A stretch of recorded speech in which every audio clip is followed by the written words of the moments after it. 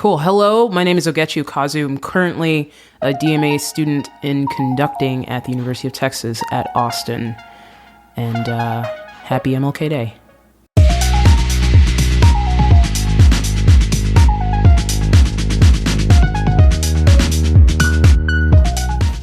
Does that work?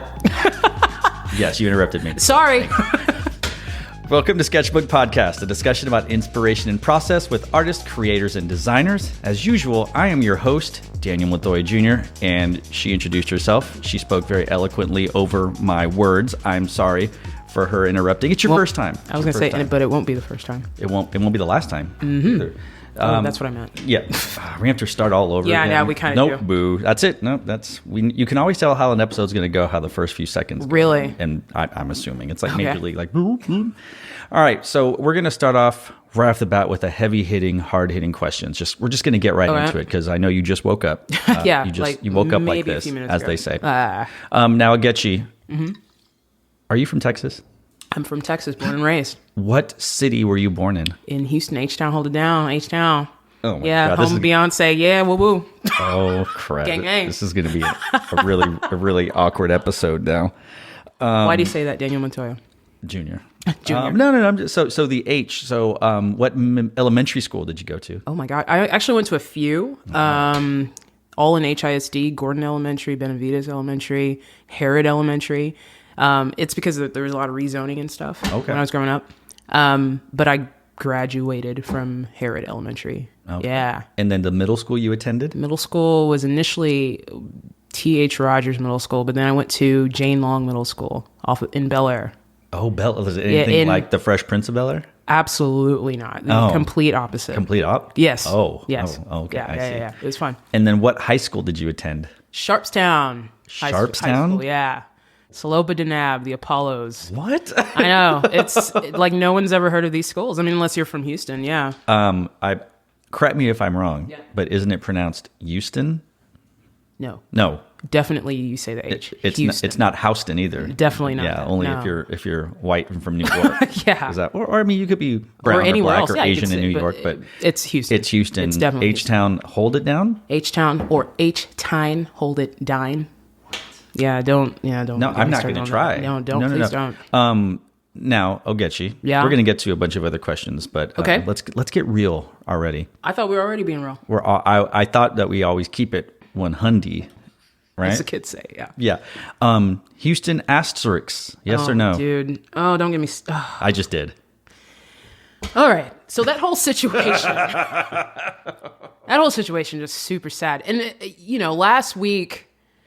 The timing of everything was just ridiculous. That debacle of a football game. The Houston Texans. Yeah. Yes. Okay. Yeah.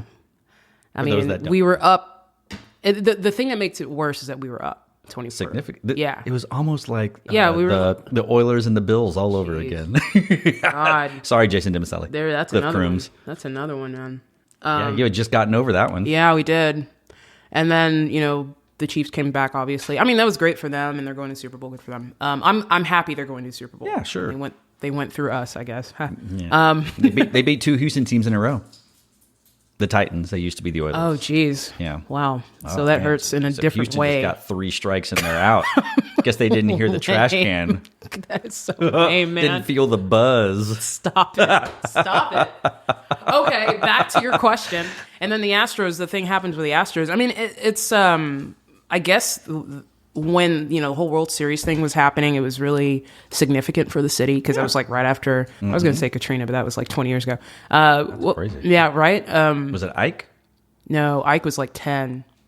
What the heck? Sandy. Harvey. That's there right. You go. Sandy's the New York one. Yeah. Harvey. So many hurricanes. You'd think something's going on in this world with the climate change. I don't know what you're talking about. There's been no scientific proof to say something is wrong with this. Oh, man. Blah, blah, look blah. at this. It's, what is it, January 20th, and it's like sunny and gorgeous outside right Wonderful. now. Wonderful. I mean... Yeah, so... anyways, the Houston sports thing is just it's sad. Yeah, it's just sad. I mean, the thing we have going up for us now is the Rockets. And I mean, they lost to the Lakers not very recently. But I would argue the thing you have going for right now is that Beyonce just released her Ivy Park collection with Adidas. Wow. So, yeah. Okay. See, I don't keep up with that stuff. Okay. I love Beyonce. I'm nothing. I know. I'm not a shoe person. I mean, you're the sommelier, not me. Thank you. Okay. All right. Well, as a Texas native, Ogechi, I would like your thoughts and opinions on the following topics, and I've changed this up. Okay. So that way, for me. No, just for the next few. Okay. guests. Gotcha. I would like you to rank the following: Oh, geez. All right. Chipotle, Freebirds, Fuzzies, Qdoba. I've actually never had Qdoba. Yeah, I don't think they're a Texas thing. Yeah. So Okay. that's automatically. All right, so they're not even. I'm not going to rank them. They're on Okay. my list. All right. Get out of here. They're in Sorry. our- They're not Qdoba. ranked. Not ranked. Because I'm in Austin. Freebirds is a College Station establishment. They automatically Really? 3. What? Wow. Okay. Easy. Okay. All right. Easy. Wow. So it's got to be, and I Fuzzies is all right. So it's got to be Chipotle then Fuzzies. I see. Then, Okay. Then Wow. Freebirds. And actually, every time I've eaten Freebirds, I've gotten sick. Really? In the past, what do like, you get? few years. Like something steaky, something Okay. bowly All in a right. bowl. A steak bowl. Steak bowl. Gotcha. There you All go. right. All right. Yeah. Okay. Torchy's versus Taco Deli. Oh, Taco Deli. Yes. Yeah. And I don't Yeah. even like Taco Deli. Yeah, I just don't like Torchy's. You just it's not that I really don't like Torchy's because they have imaginative tacos. If That's you will. a good word to use. Yeah, it's very creative. I mean, that's kind of what they're pushing. But I think Taco Deli is just more about the taco, which I appreciate that. They forgot it's about the It's about the taco. Yes. What do you think about Taco Cabana? That's good for like late night. I'm just coming back from something, or Something. something. Yes, something. They could be anything, Whatever it could be. Daniel. It could be a late-night football game. You seem to be insinuating You're something. a college student, Ogechi. God, okay, forget how old I am. I am a college student, but I'm an old college student. But yeah. Okay. What would you say is your favorite, if you have one, fast food burger? These are great questions. I know. That's why I have arguably the most famous and successful fashion and marching arts related podcast. Also mean the only. Probably the only Right. one. Let's. Do you eat fast food burgers anymore? I do. Oh, okay. Yeah, I know. That's it. We can talk about that. Well, actually. because you've lost. I've lost quite a bit of weight. I don't know how the Brits call it, like a stone. I think they What say. is a stone? What's I a don't stone know. equal to? I don't know, but I always see it on the Daily Mail. Like, It's I like lost 7 stones. Like it's like, geez, what the hell's happening? No, That's a lot. Yes. That's why I asked, because I don't even know if you even eat. I do. burgers Here's anymore. the great thing about my whole kind of weight loss journey is that I haven't my diets as far as like what I eat. That hasn't changed a lot. I mean, the only thing is like, right now I'm drinking a Topo Chico, which you so generously offered me. I take care of my kids. Yeah, I appreciate that. And I mean, that's like a staple, the sparkling water sort of situation. But like, I don't drink a lot of sugary things. Word. But I mean, I eat almost like I used to, but just in moderation, and I don't use food as a, as a crutch anymore or anything. And we can talk, if you want to talk more about that, we can, because that's interesting. I mean, I know So a lot now of. we are a beach body and fashion. Oh, podcast well, now. I mean, and the beach body thing is cool because a lot of people in our profession We do all that. of them. I All think of them? all of them do it. All of them do it. Yes, ask me how. If you're Exactly. looking for a coach, or my favorites is Your 2020 goals. that's right. It's 5 a.m. and I woke up and I really wanted to hit the snooze button, and then little Billy came in wanting me to finish a project, and I thought, I don't have time to work out. And then I realized all of you are counting on me.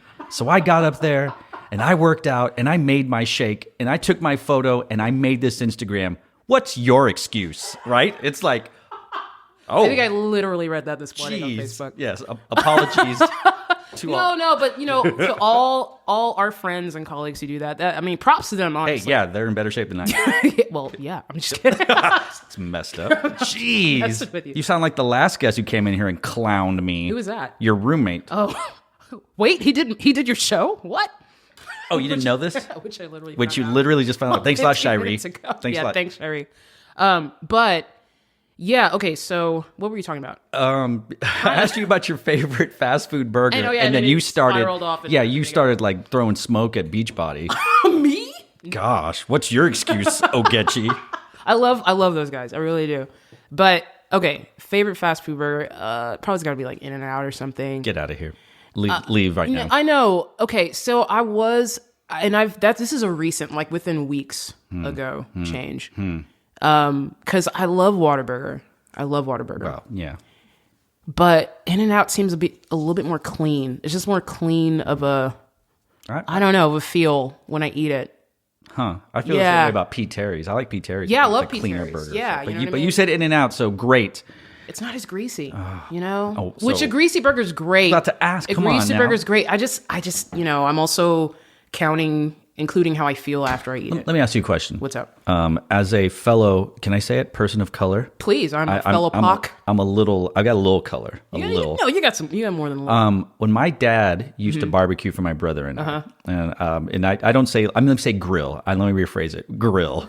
And he'd put steaks in the back. Yeah. I grew up eating well-done steaks because that's what you, same. And Yeah. I don't mean to stereotype black people and Mexican That is people. a thing, dude. That is totally a thing. I don't know why that is. I mean, it's like, this isn't done. If you see any red, it's not done. You're not supposed to eat that. Cook that all the way through. Yeah. I didn't know you got steaks less than well done until I got to college. Exactly.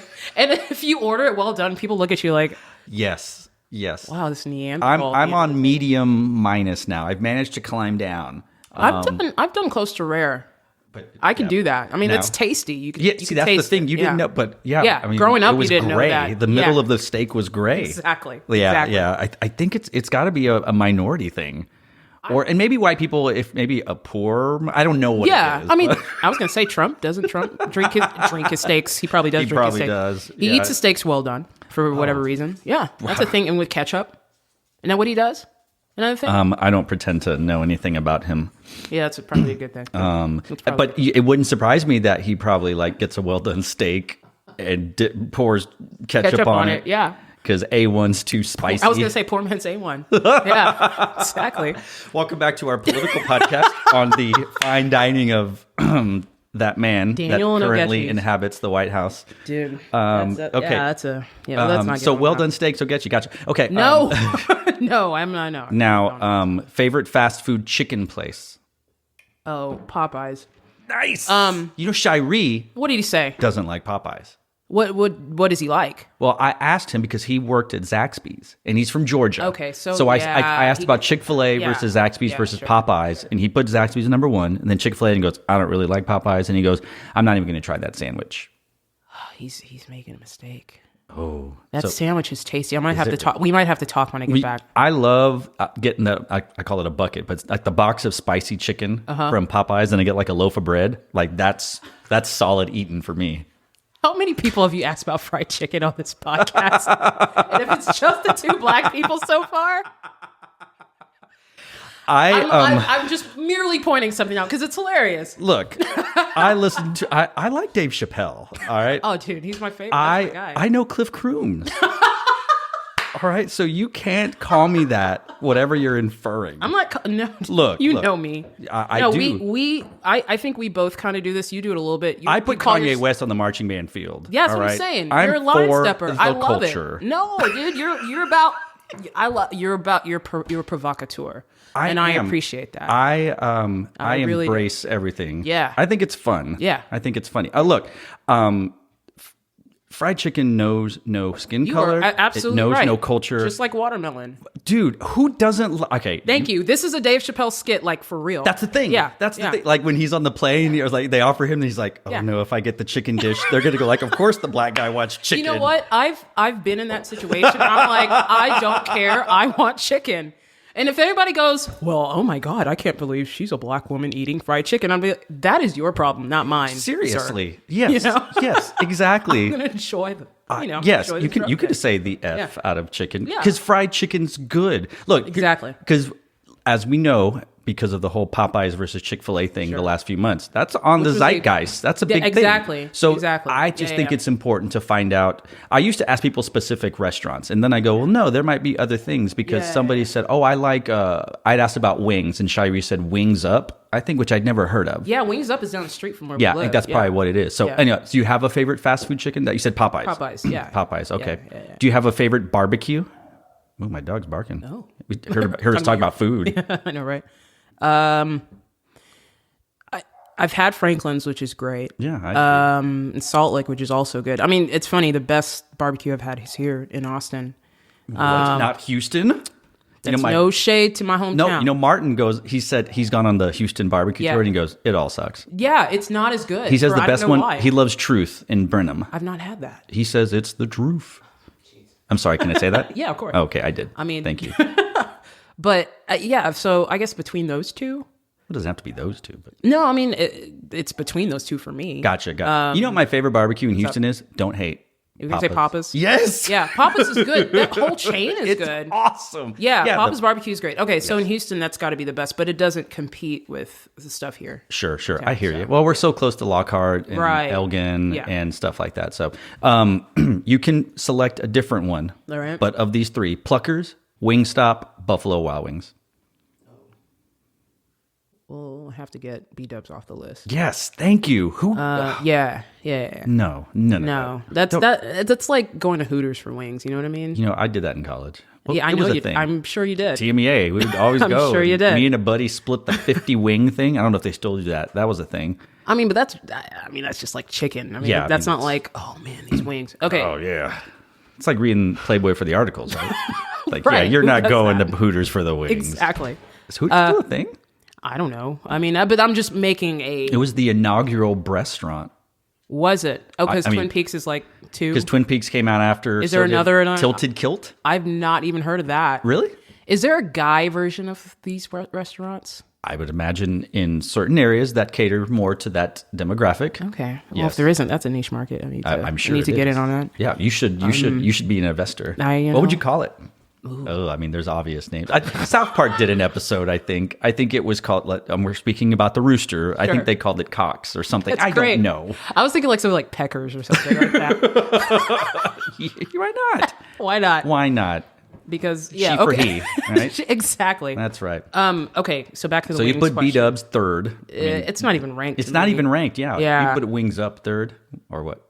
I love Wings Up. I mean, like I said, it's down the street, go to and this place. it's really good. Thanks for the invite. Okay, there's also another place called Tommy Want Wingy. One of our colleagues / friends, Sheldon Williams. He's another guy in that studio. Yes, I'm waiting for him to respond to come on this podcast. We'll talk to him. He just finished his things. That man is probably next to my teacher, one of those busiest guys I know. Now, Shiree says, you might put him in a home. Talk about that all the time. And he's like, he covers up and he's like, oh, don't forget to visit me now. You know, it's just like, I love when you've got to come hang out with the studio. I got to get invited. I'm not invited. I'm sorry that We're doing a happy hour today. You're welcome. We're doing a happy hour. Wait, today? Yeah, we're going to Four Seasons. Can I ask you this question with all seriousness? Yeah. Am I allowed to hang out with you three on MLK Day? I think you're required to, and they're like, wait, that's right. Okay, it's inclusion. Yeah. Ogechi, I don't see color. When people say that, you just want to my eyes roll right out. Yeah, my head. that's like actually being racist. Yeah, it's like, exactly. It's like no. You need to see the color. It's probably like who. Never mind. We could. This is the best podcast ever. Okay. Apologies to anybody else. I'm just having a good time. Didn't I say we were probably going to fit people? We're 20 minutes in, and we haven't talked about anything music related. But that's okay. Great. That's okay. That's okay. I mean, I'll say so. Okay. You said Wings Up is better? No, this other place. What's it called? Tommy Want Wingy. And Sheldon's the one. Yeah, you haven't heard of this. It's downtown. It's awful rainy. Oh, of course it is. And in a bar, I think. Of course it is. Of course. And those are beautiful wings. Tommy what? Tommy Want Wingy. Like Tommy Want, like a little kid go, yeah, Tommy Want Wingy. Yeah, Tommy Want Wingy. Isn't that a great name for a place? It is now. And it's good. It's really good stuff. Yeah. We are on the food, fashion, politics podcast here. All right, but you didn't talk about Pluckers or Wingstop. Oh, I'll probably put Wingstop next. Yeah, for sure. Because they have like a garlic parmesan thing, which I always equate Wingstop with U of H. Because there's that one right across the street from the stadium. And when we would do sassy camps, I thought for a different reason entirely. Okay, I was like, "What do you mean by that?" What? Never mind. Continue. Oh, what are you insinuating something? No, about my comment? No. Well, I'm sure we're gonna get into it later. What are we talking about here? I don't know. The Cougars? We're talking about wings. Are we talking about the Cougars? We're talking like old women chasing younger men. Is that what we're talking about? We're talking about Steiner Ranch. What are we doing? Oh. Speaking of Cougar Town, we've hit all the landmines so far. So we've lost all subscribers. And you've gained a bunch. All the advertisers have pulled out. But I was wondering, can I advertise on your this show? just in. I got nothing. Floyd's Barbershop now.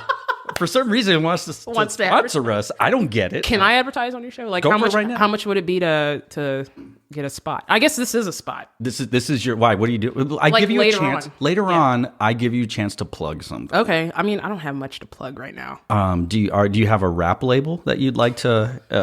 I got that from Chappelle's show. Everybody, It's not my own. it's not your own rap label. Oh my god! Yeah. Are you a producer? A hip hop mogul?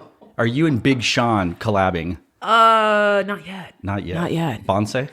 Bonsai, and by that I think you mean Beyonce. That's how we say it. Oh, okay. The cool kids. Right. No, not yet. No. But that's on the. It's on the. Yeah, it's on You're the thinking maybe about someday. it. You're thinking about it. Okay, so that concludes our food-based portion. All right, of this podcast. wonderful. Yeah. Now let's actually talk about music. Cool. Great. Everyone's like, I'm turning this off. Yeah. No longer here. You mentioned that you are a Doctor of Musical Arts candidate I in am. wind conducting at the University of Texas at Austin. So Yes. we're going to talk about this. Sure. We're going to work backwards chronologically in your right. life. By the time we finish this, we will have Benjamin buttoned you. Okay. Great. What brought you to the great city of Austin and the University of Texas at Austin? Wow. A lot of things. Mostly out of my control. I think I really admire Jerry Junkin and his work, and it's been awesome. It's been incredible to get to work with him as closely as I've had just over the past year or so, and get to pick his brain about his ideas on music making. Obviously, that's the big one, but not just that, but program building and leadership and just like how to be. I mean, that's the most he's one of the most self-assured people I know. And that's not like, he is very thoughtful and very caring and very, and just not just about everything he does. And so I think that attracted me to like, okay, I want to see what this guy's about. UT wasn't what it was as far as in the college music scene, before he got there, you know what I mean? And he's been very instrumental in promoting that and building that. So that was he's the main draw. He's the main attraction. Also, I mean, the city of Austin is just. I think I first visited Austin maybe about 20 years ago. Actually, I auditioned to come to UT for my undergrad Instead of the H? Instead of the H. Now, here's what happened. Yes, I want to hear about it. I was terrible on trombone, so I did not get into music school. I got into the university. Good for you. And they were like, because I was like, top 10% automatic admission, all that. Back in the day. I'm not, it's like a humble brag, but I was top 10. Actually, it was top 5, but it's, jeez. Great. but I had never taken private lessons, so I was just like, whatever on my trombone, on my instrument. And so I started out at U of H, and I did that whole thing instead. Yeah, but we haven't gotten that part. Yeah, we haven't gotten there yet. But I still remember distinctly going, one day I'm going to, one day. Yeah, One day that was 20 I'm years going ago. to UT. One day, yeah. Self-fulfilling. And it wasn't even like, because Jerry Junkin's here, because blah, blah, Sure. blah. It was because this is a great city, this is a great school, and the energy is palpable here. It's just a different feel than what I was getting at Houston. So I knew that one day I was going to be back, and like living and studying. So and you've working. always bled burnt orange, is what you're saying. I mean, I don't know if that's technically correct. Well, if you were anything like me growing up, you drank a lot of orange soda. Sure. And so, it just turned into your blood. Or grape soda. Red soda. Big Red. I mean, Big Red, right? No, actually, I do not like Do you Big not Red. like Big Red? No. Do you like Fanta Orange or Sunkist? So, this goes back to the whole soda thing. I don't drink sodas anymore. And you didn't do that as a kid? I did. Okay, that's what I'm at. But as far as like when I was a kid, orange soda, if I had to rank the 3, Yes, let's do it. because this is a wonderful, efficient way to, present my values. Orange, purple, red. And red, like, very, very. Really? So Yeah, it's why did you go to U of H? That's another question. I mean, they're red. Yeah. Why didn't you go to TCU? They're purple. Because I think I was including other things, other factors do you think the in my fountain drinks decision at making. TCU always have a purple drink? Like grape soda, grape juice? Well, do the fountains at UT always have orange? They should. Yeah, I mean, yeah. We got you got a point Whataburger there. everywhere. You Yeah, I were mean, right. I don't know. You are right. So in your limited one semester Sure. of attending UT, yeah. I know that you've been here for how many conducting symposiums? Including the ones I've like, worked. Not the ones you've worked, but like I've attended. Yeah, as a student? participant. Yes. Yeah, two. Oh, Yeah, so just two. I've participated in 50% of those with you. Oh yes, that's What right. you're gonna like? Oh, really? No, I thought you were going to say 50. I was like, No, I don't think there's been 50%. that much. But yeah. What's your Gotcha. favorite thing about UT so far? I have a lot of favorite things. Man. I asked for can't- one. I know.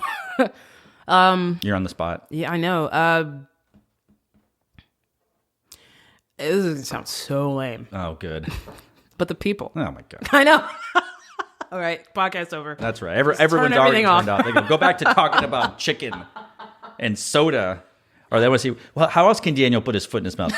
Here's the secret. It's always in my mouth. I was gonna say your foot lives there. I live with the foot. Yeah, that's a good way to be. I think. You know what? If you're offending everyone, you're not offending anyone. No, man. What you're doing is you're right. You're being you, and if you're being you, you offend people. That's just how it goes, right? Yeah, many people have said I didn't like you at first. I'm like, okay, yeah, great. Oh, yeah? And then I got to know you and realized that's just how you are. That's I'm just like, who you yes, are. No, and yes. that's why. Okay, so let's real talk. I could be president. Real talk. Actually, low-key, you could. Right. Shoot. Shoot. All right. Well, you want to let's Yeah, get real. no, let's get All right, real. let's get real. So, Get you. because there's some, because first off, Are we like, talking about the Cougars? No, I'm talking about you and your work, and this is just an example of like how I view you. All right. When you came out with your clothing, the general effects stuff, I was like, what the hell is this motherfucker doing? Like, really, I was like, what is he doing? Like, for real, I was like, what is happening? And then you released, I forget what it was, the Come and Take It, the color guard shirt. and I was like, brilliant. No, seriously, I was like, brilliant. That he had the vision for like you probably didn't have that particular design in mind when you created the company. Yeah. But what you did when you created the company is it allowed you to be able to market things like that and be able to seize kind of like you talked about like trends in the zeitgeist. Like that's a good one because people. I mean, that's kind of like loosely related to Second Amendment stuff and loosely related to, but it's definitely like cute crop top. Spin girl stuff. Spin like, girls. and boys. I'm gonna ask you, like, And what's boys. and boys? Oh yeah, That's- no, well, I'm not dare discriminating. you. I never, Jeez. ever. I can't believe you. I can't believe I said that either. You don't I'm, see I'm gender. canceled. I'm canceled. Cancel culture. Everyone's going through your Twitter feed right now. Please don't. I know. Please, yes, please. Please, actually don't. You're protected. Actually, I had to request. I to know. follow you. Yeah, I was gonna say I was trying to do my research, but That's All right. good. So No, hey, but that's props to you because people, their visions. I think people have they don't realize it for fear of failure. It's true. But you just went ahead and did that, and I mean, like I was saying, I looked at it and again, what's that? Right. But then, so I got to ask you, like, what's your like top selling item on your Honestly, it's just the normal General Just the Effect G logo shirt? thing. They like Wow. the logo, and honestly, it's Well, probably it's because very well designed. and yeah. it looks like. And I took inspiration from the couture houses, Sure. Chanel, Yeah. Gucci. Yeah, I mean, yeah. Of Everyone, course. Louis Vuitton, they have their initials. So I was like, Yeah. I'm going to do something like that, and Yeah. I want to drive home that logo and get it in my mind so that I can switch with it. Yeah. The pants do really well, the track pants, because kids love track that's pants. just that look, that silhouette. Yeah, Yes, yes. absolutely. So those are the top selling. People want more hoodies, but I sell out of them really fast. Really? And, they're just more expensive and harder Okay. to get. So I'm not a multi-million-dollar empire Sure, yet, no. Ogechi. Yeah. God. See, I love that word. Yeah. Of course. Yeah, that's what you're going. I'm not afraid of failing. Hey, man, that's what it's same. That's the same. thing. I think that's especially in this field of what we do. Mm-hmm. I mean, you're in kind of a different area. I mean, you're supposed to play my music. If that's different, Jeez, okay. great. Wait till we get to that one. All right, The first okay, time God. we ever talked and communicated. I'm still waiting for you to respond to me about that. By the way, About my Midwest About your program Claughton from like Midwest. 8 years ago. Oh God, what was the point I was going to? I'm not afraid of failing. Yeah. And in the field, the profession we are, I mean, there's just so many places to just kind of put your neck out there and just put yourself out there. And I think people are afraid to do that. I agree. For themselves, for their students, for music ed. You know what I mean? It's just like get out there, get messy, get dirty. Because like, why play it safe? You know what I mean? You are accurately describing my sales pitch when people are considering certain arrangers versus me, and I'm like, if you want to just like deal with 8 colors, Right. go hire these guys. Right. Because they're going to give you, you want to do Shostakovich 5? They'll give you Shostakovich 5. Yeah. But if you're like... Which is great music. It is all great. Yeah, absolutely. But like I always say, if you want to F some mess up, let's do it. Yeah. And like give me 64 colors and let's play. Exactly. Because it's marching band. And I also go like, exactly. yeah, you know what? That's fine. And I'm great friends with a lot of these other arrangers. And I go, they're going to give you vanilla ice cream with a side of bread and a glass of milk. Nothing wrong with vanilla ice cream. Nothing wrong with either of those things. No, I don't like milk, but yeah, I love toast. Yes. All right, but let's throw some strawberry on. Let's throw Make some peanut butter, Nutella, butter. Let's throw banana on there. Why not, right? Like make the kids, give something for the kids to grab on. It's not going to hurt, probably, but you're going to like it. And, yeah, exactly. And excuse me, the thing that I really... because it was the Guardian show, 2017, I think. Which one? The Kanye show? Kanye show. Oh, the My Beautiful Dark Twisted Fantasy. Yeah. Okay. So the thing, you can tell there are some arrangers. You can tell they don't really listen to the music that they arrange. I'm not naming any names. I'm just saying. Let's. What do they say? Name names, right? Let's cancel. This is already a canceled podcast. Let's cancel some more people. No. But you could tell that you have a respect, which is good. You have a respect for the hip hop genre, for obviously classical music, and some of the more contemporary art music that's out. But like that, I admire and I respect that. So, anyways, I'm just, if anything, that's what I'm advertising for people. Just go out there, let's blow some stuff up in this. Let's make things interesting, because I think people go into their jobs every day. And they're just like, oh, concert F, and we'll talk about that later. Wait, aren't you from the home of the Daily Drill? The home. I think people are rolling over in their graves right now.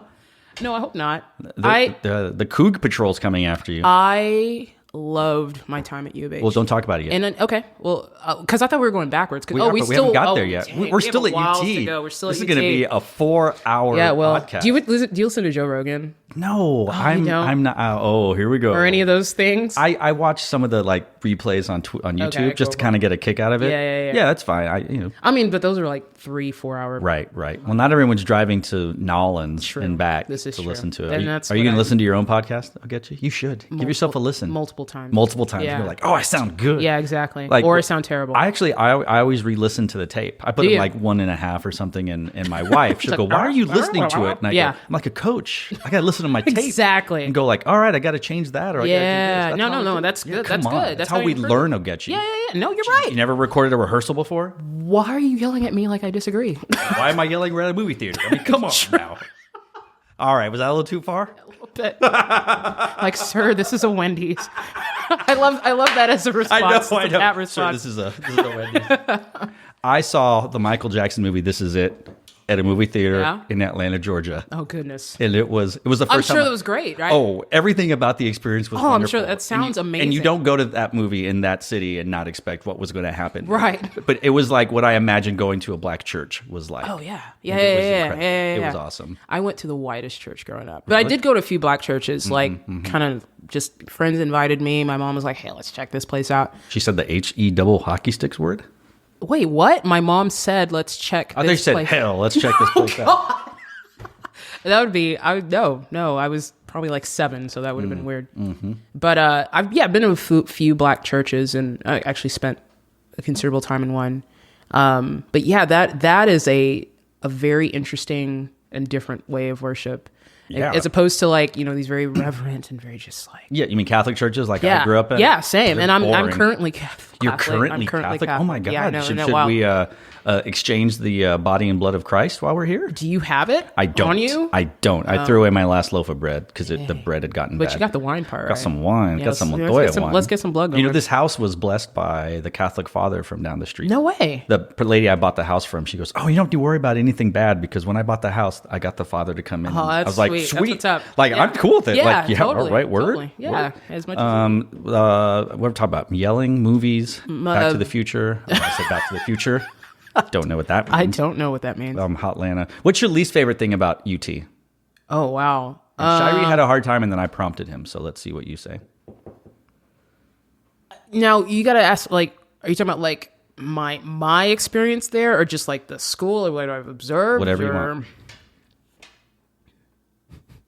I can be that It's just like Do when it. you ask somebody, like, what's your weaknesses? Oh my like, God. I just care too much. You know what I mean? my God. Or my weaknesses. Or my There's strengths. just so much to do that I can't. I'm a perfectionist. Yeah, exactly. God. There's just so much to do at 40 acres. I just can't ever find the time.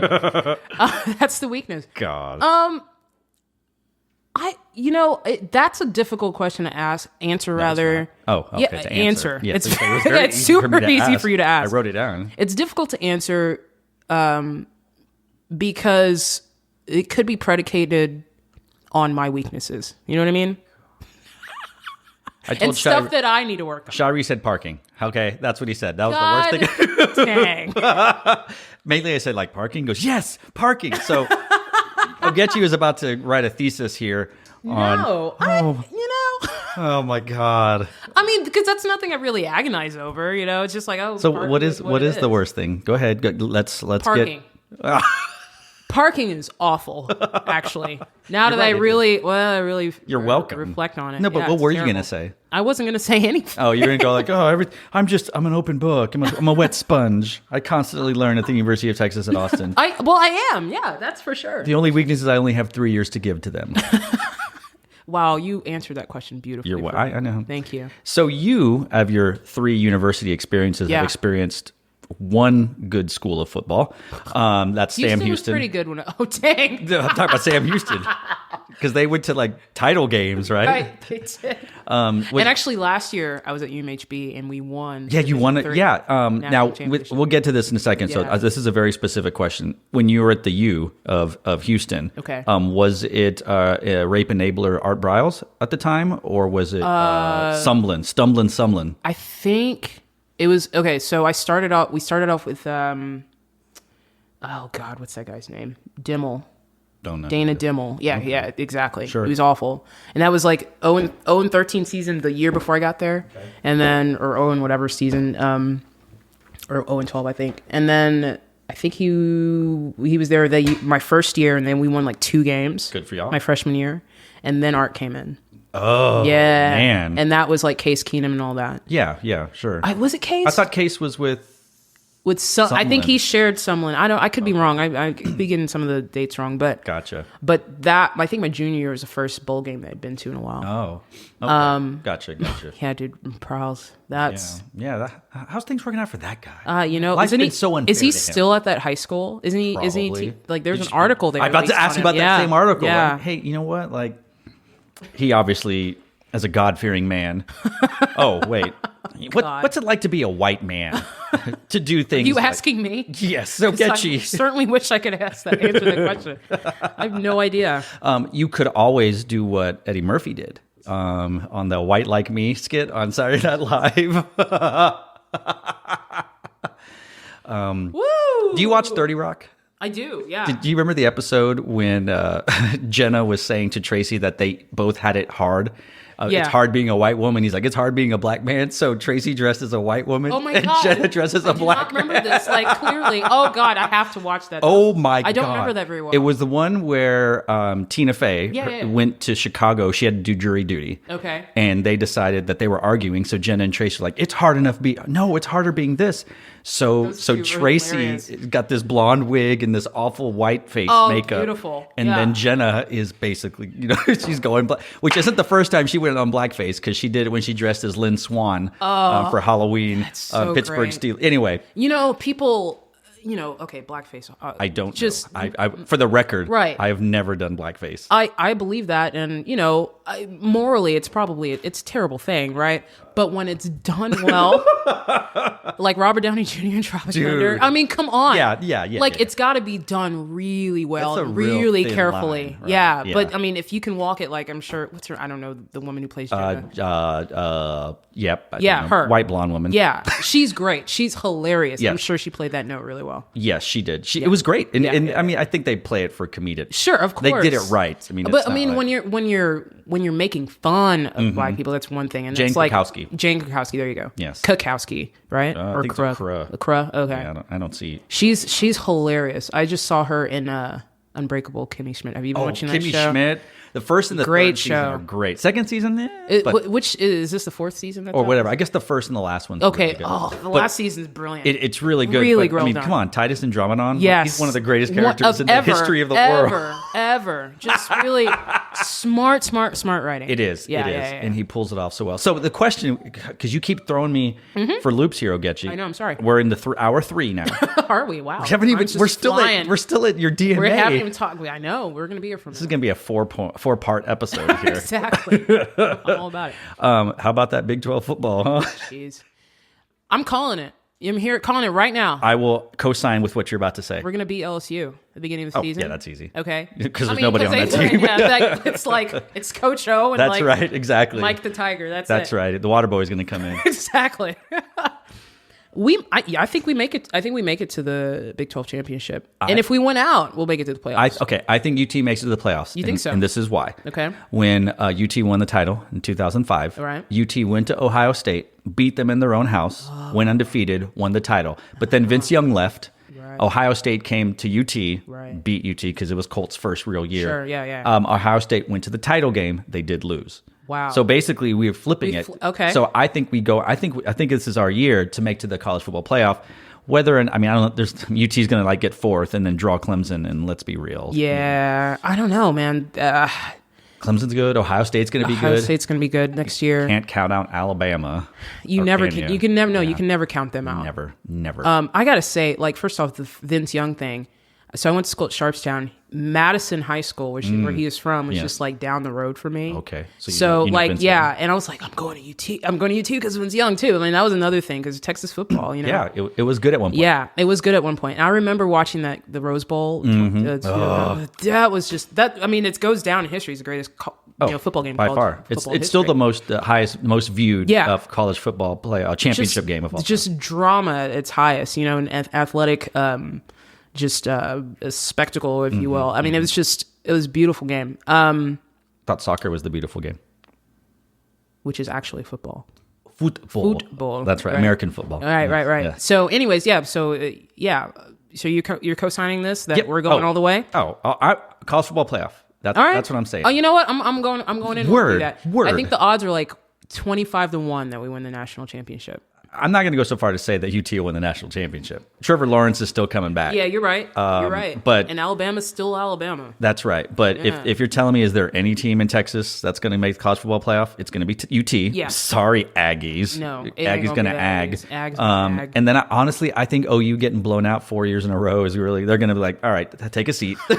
You're right. We're sorry. God, we need to take care of that. That's the thing. We have no room to talk. Yeah, exactly. Because UT hasn't got there. Yeah, exactly. But poor OU, man. But come on, that game. That was just the best game again. I love that game. LSU, OU. Both games were great. Both semifinal games were wonderful, but for entirely different reasons. Yes. There are really only 3 teams that deserve to be in the playoff. Right. And OU really is this not. year. I guess they could say, Ohio State was in there, right? Yeah. No. Yeah, it was those 3. It was basically those 3. They should have just given LSU a bye and said, all right, Exactly. Clemson, Ohio State. Exactly. And it would have worked out the same way. So, oh, man. All right, so that's enough about football. Right. Woo, we've completed DMA talk now. Right, have we? That's Kinda much it shorter, for now. yeah. Hey, what's the most overrated thing about Austin? Overrated. Yeah.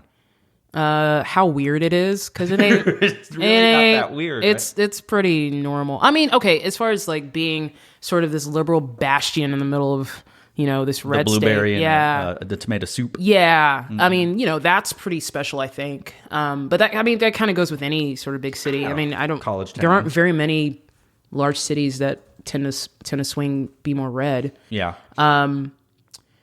So you think just the fact that we're it's like we're Austin. I mean, there's a lot of cool things going on here. Yeah. That's for sure. Yeah. But I think some people kind of hype it up a little bit too much. All right, here's another question: Michi ramen or ramen Tatsuya? Ooh.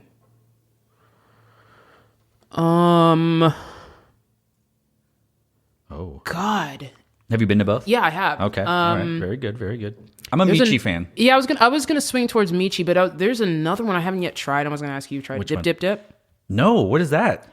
That is apparently the hot place right now. And Dip yeah, and if you go to like Open Table, it's sold out for reservations for like it's on Burnett weeks Road. in advance. What? Yeah. Where's this at? Yeah. Ooh, this looks. Yeah. That's I wanted to go there. There's another. Thanks for the info. Oh, it's right by Taco Deli. Yeah, dude. Yeah, it's right there. Holy yeah. smokes! All right. Look at you. You've I've out Austin you, Daniel Montoya Jr. Let's hold on now. No need to throw stones here. All right. This is your home. It does say Martin Luther King Jr. Day might affect these hours, so it might not be open today. It might not be. Okay, we're 45 minutes. I actually think it is. What's the most underrated thing about Austin? Ooh. The ramen.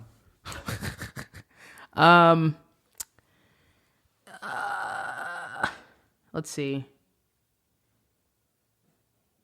I think, That's the question that stumps you the most? Well, I mean, I don't, parking. That's definitely not it. Underrated. Okay, again, this is going to be lame. How kind people are here generally. People here are the worst. I'm just kidding. No, I mean, serious. If you're from Austin, you're the best. There's definitely this city is kind of very much exemplifies Southern hospitality in a lot of different ways, I think. Sure. So, I think we kind of forget that this being this kind of San Francisco in the middle of Texas kind of thing. Right, yeah. Or, people kind of assume that it's another way, but generally people are like, hey, hi, how's it going? They're generally very kind. That's your very, impression of how people talk? That's people. Hey, how are you? Howdy. How are you today? That's terrible accent. That's Bob Cole. How are you doing? Yeah. Sure. All the time. Yeah.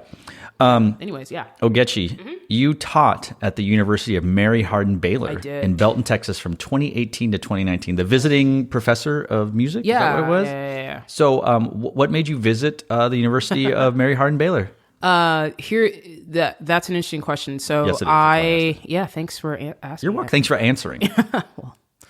We'll see. I was going to say, we'll see. So might run out of tape. Or we, the reel to reel. The whole reel.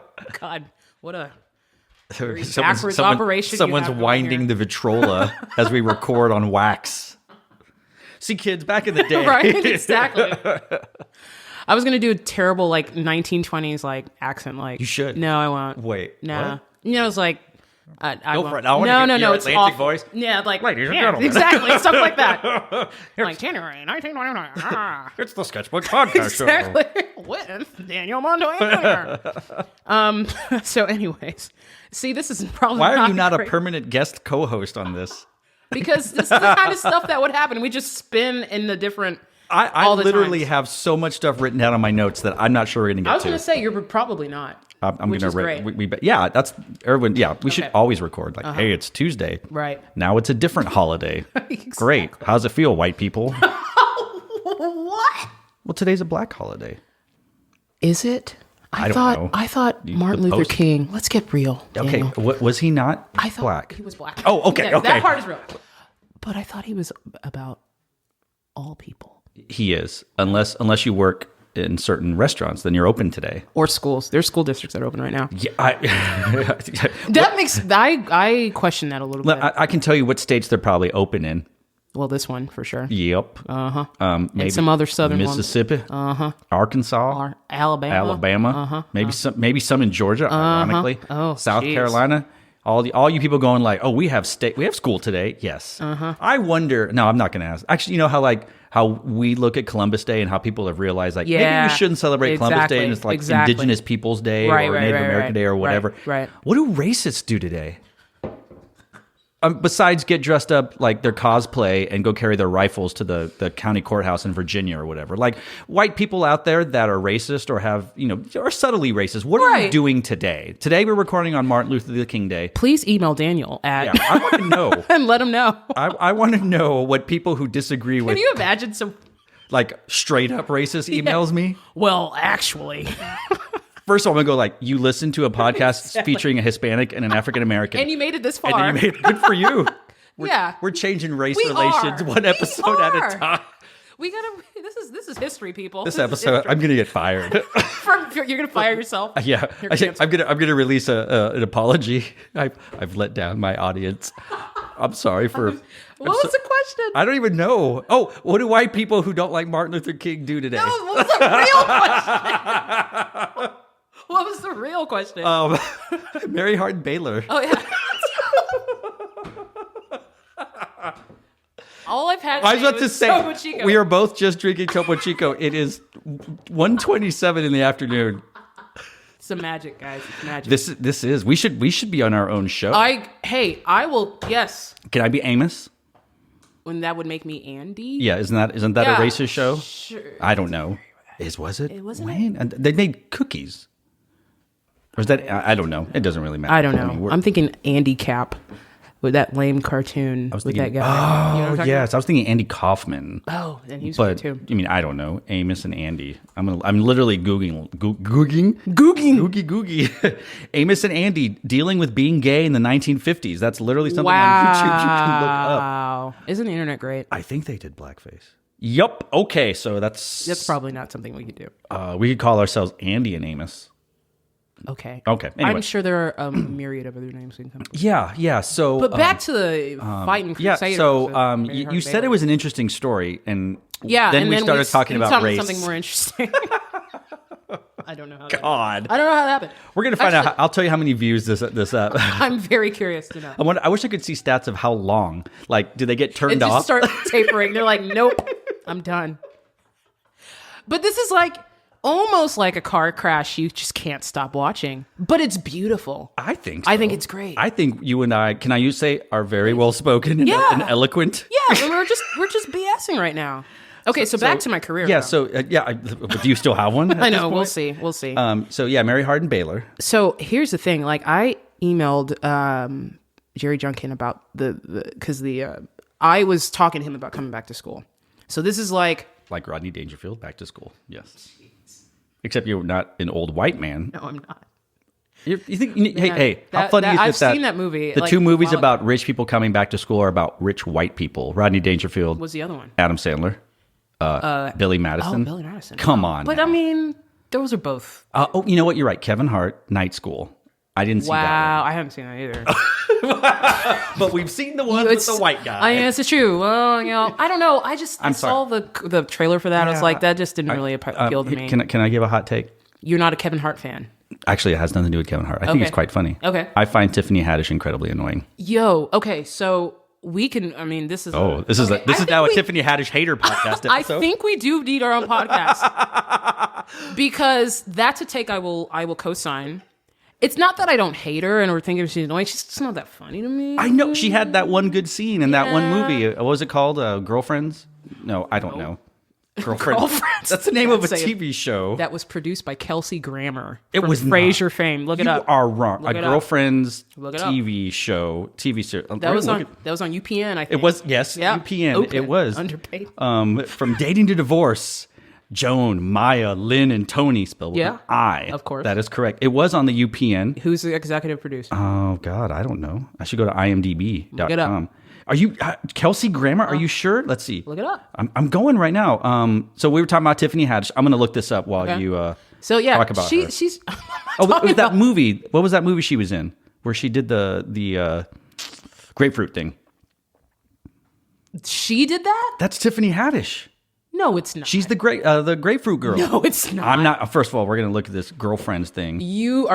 I'm just sad for your audience who's A, made it this far, and B, now have to Google grapefruit thing. Oh, it's not safe for work. No, it's not. No. Please don't. When we were at Guardians Camp, me, Alicia Villanueva, Mexican, Lupita, oh my God, for our last name, Mexican, and then Kat Willer and Shane Lemansky. Oh, those are good people. Those are good white people. We Yeah. watch that all the time. Oh my God, Gramnet Productions. Oh Isn't that wild? God, it is. All right, now I'm Googling Tiffany Haddish. Can I find the name of this movie out? Yeah, please. Girls Trip. I was Girls close. Trip. I knew it started with That's girls. right. Yeah, and she showed the grapefruit. Oh, I didn't know that. That She was did her. that in that movie. So that's but the only funny thing I've seen her in. And it's just kind of she just kind of plays the same note. You know what I mean? Just kind of the same thing, and it's Yeah, I mean, I don't hate it. She's making her coins. Hey, she makes good her coins, for her. and that's fine. I wish I could do that. But I'm just not like, oh, I need to go see the latest Tiffany Haddish. Yeah. It's not like Sam. I mean, Sam Jackson only talks like Sam Jackson, Right? Whether he's Mace Windu Exactly. or Right. asking someone, I hope they die and I hope they burn in hell. Right. You might as well be going, you're under arrest, Senator Palpatine. But even with that, I think he still has a little bit more range. He does. Have you seen my movies? That's how I talk. Samuel L. That is a wonderful impression. You know what I would love to do? It's like I'm looking. You know what? We should just do a podcast where we watch Chappelle's show. Oh, dude. Yes. I'm already there. I'm doing it. I'm doing it with you. If anyone, and we'd have to invite like Jason Demicelli or something. Yes, that would be great. Okay, hey, if you want to, this, we'll do your spin-off podcast. This is the greatest episode I've ever recorded. And we've talked about like 1 minute of real music. Actual, like, not even real. We're almost an hour. Are you kidding? No, it's 54 minutes of us just S-ing the S, as they say. Which is fine. I mean, okay, so here's, if anybody wants to know anything about me. Tell me about, I want to talk about Mary Hardin-Baylor. I will. Oh, I mean, okay. but overall, I don't take myself too seriously. Obviously not, you're here. I mean, I take my work very seriously, and the people I work with very seriously. Well, you've gotten very far. Sure. First of all, getting into UT, you obviously have to know what you're doing. Right. And so that's good. In some respects. Yeah, and getting into the symposium twice as a conductor, not just an observer. You're right. That's good. And you taught at college. Right. That's good. So yeah. Right. I want to make sure that the audience knows. I didn't just go like, hey, I need to kill some time. It's about to be February. Let's throw you on here, Ogechi. Which we did talk about that. Well, the timing. This is not a Black History podcast. We haven't talked. Although it will be airing in Black.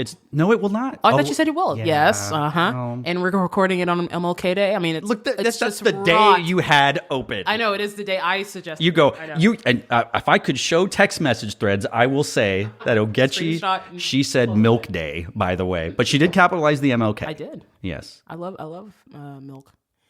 So Harvey Milk.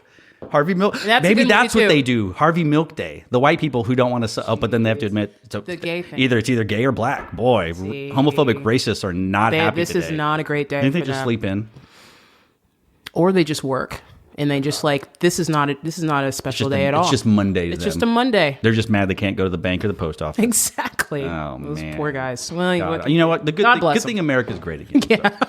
Dang. So back to Mary Hardin. Yeah, so we lost the rest of our listeners. Yeah, it's all right. Now we can talk about just anything. Oh, the gloves are coming off. What's up, guys. Shiree? Are you still listening at this point, Shiree? You better be. Okay, she's like, you will sit down and listen to my episode, Shiree. I will watch him. Like at gunpoint. You're going to videotape him watching your episode. You should be laughing right now. For your, I very much hope you play this for your doctoral. What is it? The recital, the lecture recital. In lieu of my recital, I'm going to play my episode of Sketchbook where I offend. This is the most artful thing I think I've created in my 34 years of existence. 34. Yeah, you've admitted your age. Yeah. Well, that's how old I am. I've been on the planet that long. So good for you. There you go.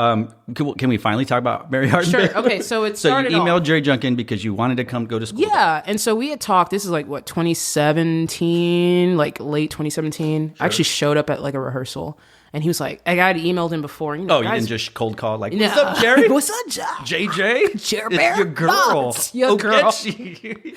So here's what happened. It actually almost low key happened like that. Like, so I emailed him, and the guy's busy, so I wanted to come to rehearsal, and I accompanied one of my good buddies, Peter Warshaw, who's Leander, fine arts coordinator, and they were playing the Tekeli concerto, flute concerto that he had worked to commission. Right. And so I just wanted to check it out, and so Peter walks in, I walked in, Jerry looks at me, and he goes, I owe you an email. And I was like, oh, you remember A and B. Yeah. And he's just like, no, we'll get to talking.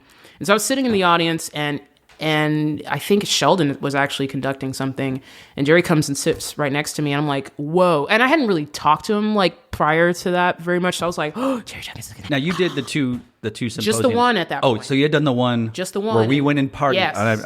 We're gonna. Yeah, we'll talk about that. No, but here's the tangent. My favorite picture of you. Oh, me throwing a hook 'em? It's me, you, Nick Tia, and Tori Hitz. Yeah. All of you attended the University of Houston. And here we are hooking them. My favorite part of the story is that after we get that picture, Jerry Junkin said he sent it to, did he send it to Eddie? I think he said it to Eddie Green. Yeah, that's and Eddie's right. like, you corrupted him or something like that. Or in my case, foreshadowing. Ooh. Well, Nick works in Austin. And now Nick works in Austin. And Tori, I don't know. I mean, yeah. Tori's, we love you, Tori. She's not listening to this. Well, she'll listen to it. She's probably playing video games right now, listening to it. Probably. With her cat on her. Yeah. Like on her? Like on her lap? Or yeah, something? on Is her that what lap. she did? Yeah, she's a Okay. cat lady. Oh, okay. Yes. right, That's she my did favorite that picture. too. Every time it's like her birthday or she tries to pump pro U of H stuff, I always post that picture on her Facebook. Like, hey, remember you got way to hook 'em? That's hilarious. She's That's such a awesome. nerd. Okay, She is. I so love her. so you had only been to Jerry Junkin's house once before. Just once at that time. Yeah, And then just now humble he's brag. just, humble brag. He's like, here are the keys, I'll get you. So, and we just hit it off because he's cool people. You've talked to him. He's a good guy. And then so it was like the concert, and then we had breakfast the next morning. And I was like, okay, this is somebody I actually probably want to get to know professionally a bit more. Yeah. And then it was like a few months later when the UMHB thing was posted, I was like, I just, every single thing I hit, I was like, this is something I should probably check out. And I consulted my other mentors and friends, and they were like, it's a 1-year gig. What are you going to do after? I was like, oh, I don't know, maybe go back to school. It's like, do you know where you're going to go? I mean, I had some intimations of like, maybe, but, so I actually, everybody was like, I wouldn't think about that. So I emailed. You had said do it. I know because I know you. Shoot your shot, as Exactly, the kids say. exactly. Slide into those DMs. Exactly. Go, Mary Hardin, you up. Yeah, exactly. And they were like, "Why? What is it? WYD or something like that? What you do? What you do? Yeah, that's right. Exactly." And so I emailed Jerry. I was like, "What do you think?" And I was pretty bold with this question. He actually wrote back to you? Yeah, within 30 minutes, actually. I know, which is a big deal. So I'm still waiting to hear back from him from something I sent like 8 years ago. Well, Daniel. So, I mean, the guy's busy. No, so, I know. I'm you just, know. humble brag. So, like, I'm just saying. So I attached that TMEA job link, and I said, and this is a really bold way, I said, how would this work if I were to do this and then come to grad school? Or something along the lines of that. And he was like, go for it. Word. Because the thing was, like, I had to get that job. Yeah. You know what I mean? Yeah. And the experience of getting that job was, like, college band director interviews are pretty cool because you start at the beginning of the day, you meet with like the music school person, and then you meet with somebody else, and then you do a rehearsal, then you give a lecture, then you meet with the dean, then you meet with the provost. It's just like this whole thing, right? Yeah. So I think he was like, all right, so I can let somebody else kind of vet this Yeah, woman, yeah. and then she'll have a year to kind of figure some stuff out as a college professor. So it worked out. It worked out. I mean, I was planning, and actually, it could not have worked out better because here I am in Central Texas. Yes. I was actually living with Peter. I stayed in his spare bedroom, and Thanks for hanging out with me. yeah. Wait a minute.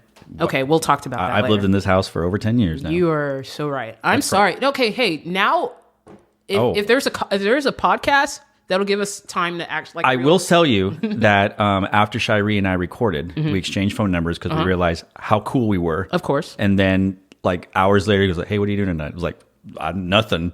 So we went to Drinkwell. Oh, that's awesome. And Okay. it was awesome. Come with us. We're going to go to Four Seasons tonight for the happy hour. Okay. Wait. Did I just get invited to the barbecue? It's not just black people. There will be black people there. Oh, it's less cool. Great. I wanted to be like the only non-black person there. It's funny because our studio is a majority black. We which talked is about that. Wild. I don't remember if it's on air or off air, but it was just there's just this conglomerate of you three, and then Jonathan, and then Matthew said it all. and then I'm just gonna express my ignorance. I cannot pronounce her name. Wait, who? Did she graduate? Who's that? Oh, Thai. Pemorpan. Yes. Come up- How do you say it again? Pemorpan. Say her first name. Pemorpan. The first. Pemorpan. I think. Pemorpan? I'm saying that. I'm sure. Is she still there, or did she graduate? No, she's back in Thailand. Oh, okay. Yeah, and she is. Gift is kind of the short Word her gift nickname. gets thrown around a lot. Really? Genius. That's her name, though. Oh, I gotcha. Yeah. Gift. But anyways, yeah. So yeah, it's a majority minority studio, Right. Which is unusual, especially at this Take level. that, Whitey. Right. Yeah, that's what I say. right. I wake up. You saying wake that. up. I'm thinking Down about with Whitey. getting a tattoo. Oh, how you word it? I mean, Downey Wise gets to the point. Yeah, I think it does. Okay, for anybody who really thinks that, I'm like, that is Basically, your family's the only one listening at this point. okay. I mean, which is funny. I mean, the whole this goes back to me kind of like not taking myself seriously. The race thing. I just think it's kind of it can be a funny area to play in. I agree. You know what I mean? I agree. And people do get kind of, I mean, you know, and Look. it's funny because people feel a way about it. Correct. And when you say something, they're like, "Oh," I'm like, "I didn't mean it. It was just a joke." Well, you know, and maybe if we have to edit this out, you will not hear this story. You'll just hear me start the story and then move on. And we're back. Right. My favorite thing is one of my favorite things about you is that you can just yell "World Star" out to you. That's your brother. Your brother started that. But then you respond with hip hop. It's your brother and Ben Alanis that started that. Oh my God! Both Hispanics, by the way. Hispanics, So by the way. we're down. We're for the culture. I don't even know how that came about. I think it's because I showed them a World Star video. Partly, that's like 80% of it. And from the Houston area, And, let's be that's real. like 10% of it. So that's 100%. That's 100% of it. No, but I showed them a World Star video. They're like they were like looking at me like, "You're They didn't into know what that?" it was? No, they knew what it was, but okay. they're like they're confused. Like, "You're into that stuff?" I'd be like, "That's stupid." It's like, you know, people throwing trash cans at each other Yeah. and getting into fights. And Ben started going, "World Star," and like your brother was like, "Hip hop," and then we just go back and forth over that stuff, man. Well, Martin, your brother's doing really well too, by the way. I thank you. Yeah, I don't know. I'm gonna have him on here at some Montoya point, brothers. but I Yeah, worry why that haven't you we'll done never talk about anything band related because No. it's just two brothers going. Hey, You know what you did when you were younger? That I'd pay that'd to be- I'd pay to hear that. Well, you talked about race, and we're going to talk about race like for real later. But I think every race has its own like quirks. course. So it's not people because course. yes, one can be racist towards white people. Sure.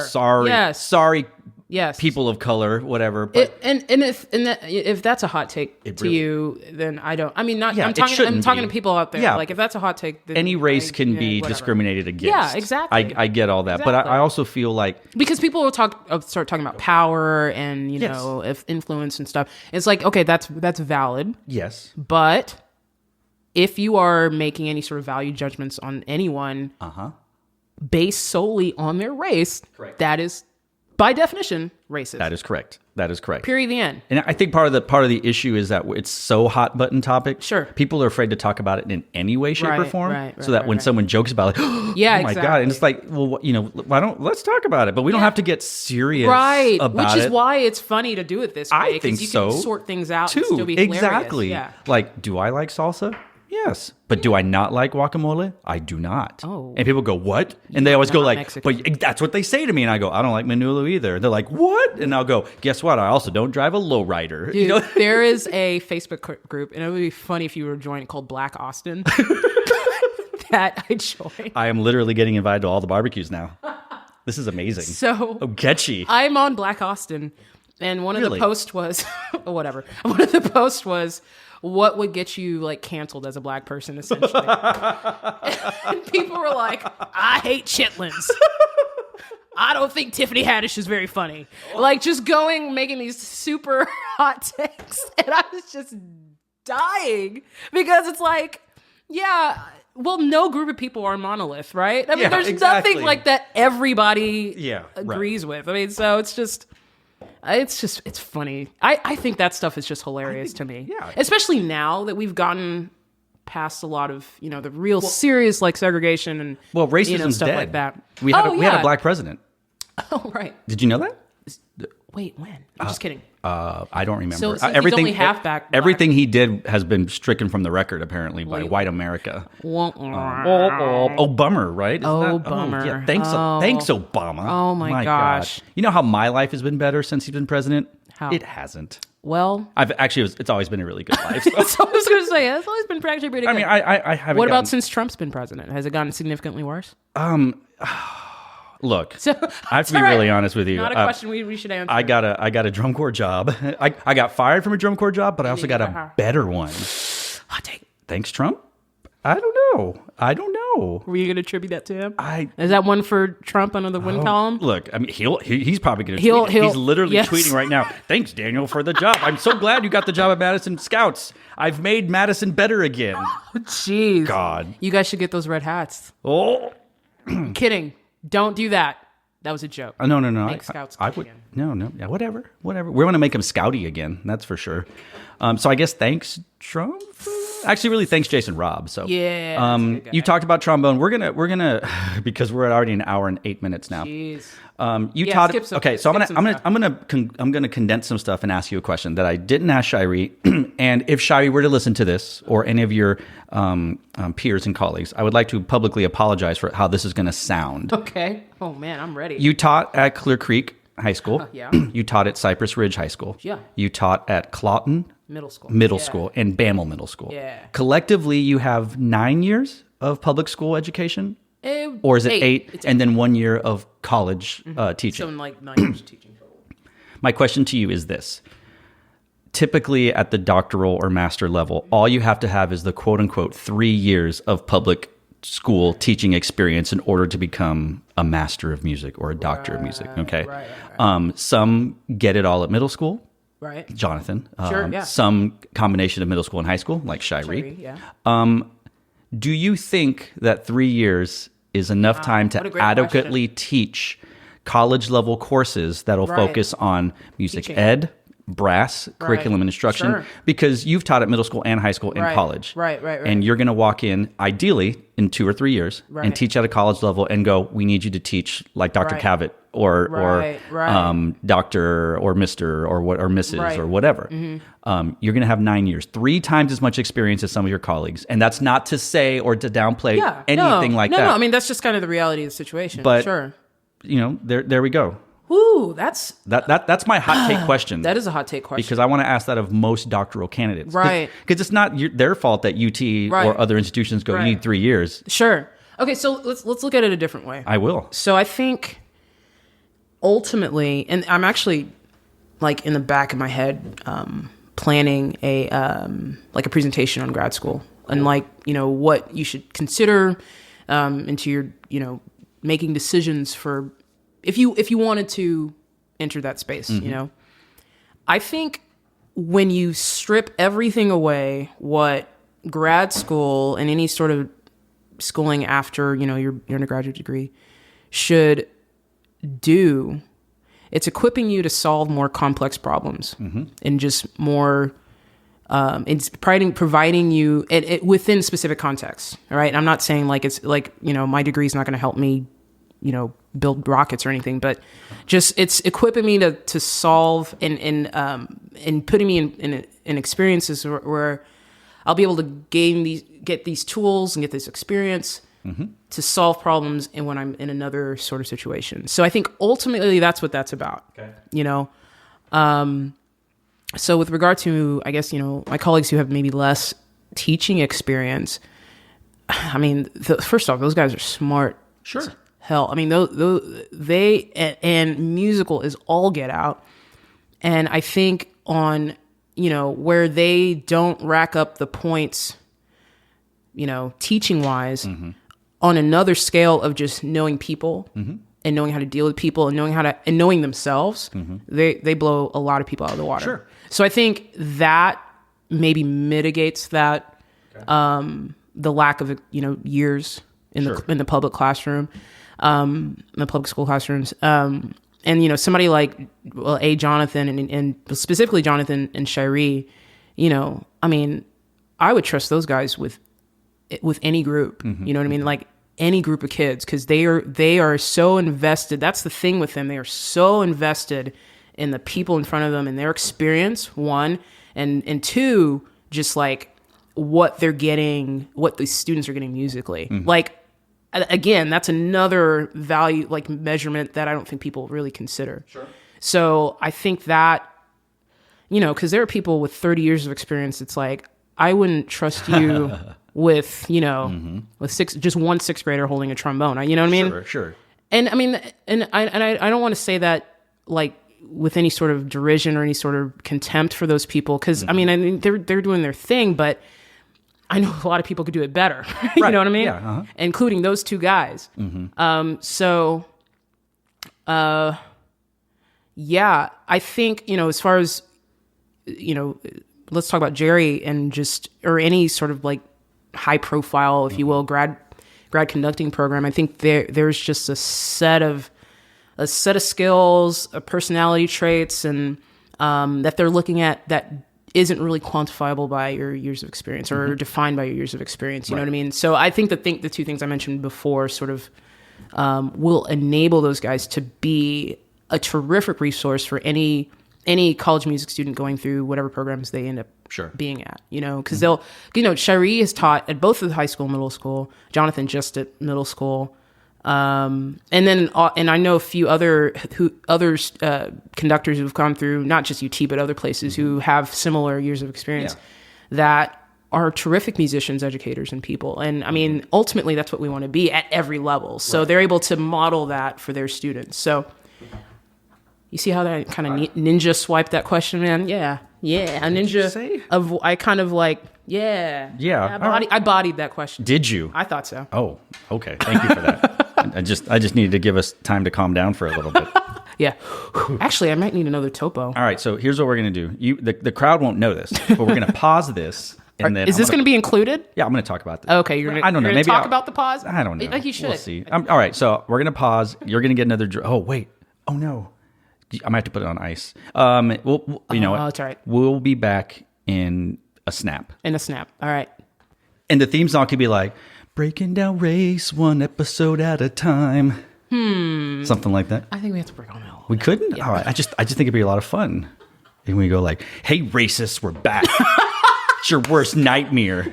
That would be funny if racists actually like tuned in just to. Here's the thing. Go ahead. I didn't mean to interrupt your expertise with my confidence. If you're living in the year 2020 and you're still racist, you're just there's something wrong. You know what I mean? So it's like I don't ask me why. I won't. But I've played this scenario in my head a few times of like, if somebody were to come at me and like say call me the N-word, you know what I mean? No, I'm just saying, like, let's just or something remotely racist. I didn't edit anything out. She didn't. She just said N-word. I just said N-word. Literally. Yeah, I wouldn't know. She said N-word, really. INWARD. INW. Like inward. Oh, N. Like inward. The inward as opposed to the outward. No, yeah, sure. Anyways, so if someone were to call me that, I'd just be confused. I'd be like, you don't. And then I get my phone out and be let's keep this going because I want to see like what is fueling this. You know what I mean? Exactly. So, anyways, racism it's been a terrible thing, and I mean that's been a cause of many people are talking about racism, according to the president. I think I don't know, but just like Thurgood was it a Thurgood Marshall? Or no, who was the one that he said that he's like many people are talking about so and so, and it was like an African American historical figure had been dead for so long. Yes, that's right. I don't know why I thought Thurgood Marshall. No, he was the first Black Supreme Court justice. Yes, he was. Yeah, as far as I recall. You've just canceled yourself myself on Black Facebook, or what was it called again? Black Austin. Black Austin. There is that website called Black Planet. I think it's still around. What? It's just all Black culture. Oh, that's something you're into? I love culture in general. Yeah, just in general. Like any heritage. I love reading about it. I love learning about it. I love correctly appropriating it. Sure. Yeah. Or appreciating it. Yeah. Right. Yeah. Awesome. Right, awesome. Sure. My favorite racist quote was, if you're a racist, I will attack you with the North. Abraham Lincoln said that. Wow. And those are the principles that I carry with me in the workplace. From The Office, okay? It's not really... I said this on Shiree's one also. Did he? What did Shiree respond to that? I think he was like, what is that show you're talking about? Because that's how Shiree talks, right? Yeah, as we know. Oh, that's... So anyway, yeah. Basically, what we'd need is like... what else do racists hate? Because we could put that on the podcast. Because we've got a Black woman. No, we want to attract a brown guy. What if we just interviewed racists? No, oh, that'd be great. No, the podcast should be like a bait and switch, right? So the title is like for white people, or for like I don't know, or we hate Black people or something like that. Oh my God! Yeah, jeez. But the funny thing, if people like delved in, they're like, but it's hosted by a Mexican guy and a Black woman. That's right. Weird. It's like the Black white supremacist. Exactly. What's his name? Something big. Tyrone. No. Or was? Oh my God. Look it up. That's why. Black white supremacist episode. Of course, it's like the first show. Of Chappelle's. Clayton Biggs. Yeah. Can you imagine hitting that grand slam with the first skit right off the bat? That's what I'm saying, man. That show that will go down in history as one of the greatest. Did you watch the Mark Twain thing? He got the Mark Twain comedy prize. Oh, in his speech, show. I did not see his speech. Yeah, it's on the PBS app. I didn't know there was an app, but I watched it one day. And I mean, everyone comes on there. They basically, blow him for an hour and a half, and then he comes. Of course, but they should, because he is absolutely. one of the funniest people in the entire world. Yeah, it's like they go, who are the funniest comedians, and you list them, and then like you get to Richard Pryor, and then then you kind of, and then it goes like, and then it's like Dave Chappelle. It's like holy. The other one who has been canceled, is coming back, is Louis C.K. That's one of my favorite too. You know what? You're not a Louis C.K. fan? No. Okay. He is funny. I think he's hilarious, and his show was good. Was good. Yeah. But it's that whole O.J. Simpson, Michael Jackson, Bill Cosby. That's a little bit more dark. All the three guys you named, I'd put them a little further away. Louis C.K. did not straight up murder two people. Or drug people. I will say my favorite is seeing everyone make fun of, like when Eddie Murphy made that was great. Yes. SNL. Yes. It's like, who would have thought that, that I'd be the American dad, and the other guy would be in jail. He'd be in jail. It's like, that's brilliant. You're right. You're correct. But the idea is separating the profession from, which that is a discussion that's happening right now, like very, very explicitly right now. You're right. That's a good question. That's a good segue. Yeah. Yeah. Well, okay. Do you want a segue for it, or just sure? Are we talking about Keiko Yamada? Whoa. I'm sorry. Is that Larry Clark? I'm sorry, Lawrence Clark. Whoops. It's perfectly appropriate for a white man to pretend to be an Asian woman, because my Asian music wasn't getting played. Hey, guess what? It probably wasn't good. There you go. You know what's funny about that? I don't know Larry. I don't know either. Honestly, I don't honestly care. We've probably seen him. He's as a white guy. I'm sure. At Midwest, I'm sure he's probably standing in front of a booth. Probably be at TMA. Who knows? Wow, if he knows better, he'll stay away. He'll probably stay away. That's right. We actually had a studio about once a week. The studio gets together and we talk about topics like that. And so that was one of them. The whole diversity in music generally. Ooh, that's a good segue. Yeah. And Larry Clark's name came up, and how do you? First off, this is this topic is such a landmine. It's filled with landmines. Let's do it. And I'm trying not to get blown up, because here's the actual truth of the matter. I have people that I love on both sides. Much like politics, right? Yeah. Like, you're like, you know what I mean? You're my friend and you voted this way? Yeah, oh exactly. Exactly. Yeah. So it's not within, I mean, as inflammatory as I've been for the past hour and a half, it's when it comes to stuff like this, it can get a little touchy in places, because there are people who feel that it is a problem, and it is, and there are people that don't think it's a problem. Yeah, they're like, I don't see the problem. Yeah, I don't see the problem. Like you get your Michael McCullough post, or your Christian Michael Folk post on Facebook. His name's Michael McCullough. McCullough, sorry. He's in my fantasy league, by the way. Oh, is he really? Yeah. I love fantasy football. I haven't played in a while. It's already set. It's all right. I'm not inviting myself. I'm just letting you know. It is the most coveted group of people to be in, next to the sassy drum major and leadership team people. I'm not inviting myself. I was just letting you know. There's a waiting list already. However, we are not diverse. There you go. I can fill. We have women. 2 spots. We have a woman. She got second place in the league. Dang, who was that? Catherine Van Doren. Oh wow. Yes. Okay. We have Rick Rodriguez. We have we have a lot of Hispanics. Okay. We do not have any African Americans. Much like the NFL, we do not have black coaches in our league. Wait. Was that too much? No. It's the truth. We prefer them to be the players in our fantasy. Wait, can I say that? I'm sorry. We don't have a Rooney Rule when it comes to letting people into my fantasy league. But even the Rooney Rule doesn't really. It means I interview you. I was going to say, it doesn't require black people. Tell me why you should be in my league, Orenthal. It's Ogechi, whatever, right? We'll talk, but that's she's OJ, not going to. Orenthal James. That's what it was, because we were talking about OJ. In the spirit of honesty, there is a waiting list. You would probably be 4th or 5th on the list. Fine. You could kill somebody. I was going to say, can I start picking people off? I think so. Like that show, You. I have not watched it. I haven't watched it, but I've heard about it. I've heard white girls love that show. You know what else they like? The creamy jalapeno dip from Chewy's. Low key, that's good though. Get out of here. Okay, wait. I mean, it's not like I crave it or anything, but if I'm there, I'm not going to not eat it. Gotcha. Okay. Yeah, I'll go for drinks. Thank you for not inviting me to the. If you were going to go like, hey, the barbecue's at Chewy's, I don't know that I would go. Whoa, no. But you would never do it at Chewy's. No. Why would I do that? Who would do that? What were we talking about?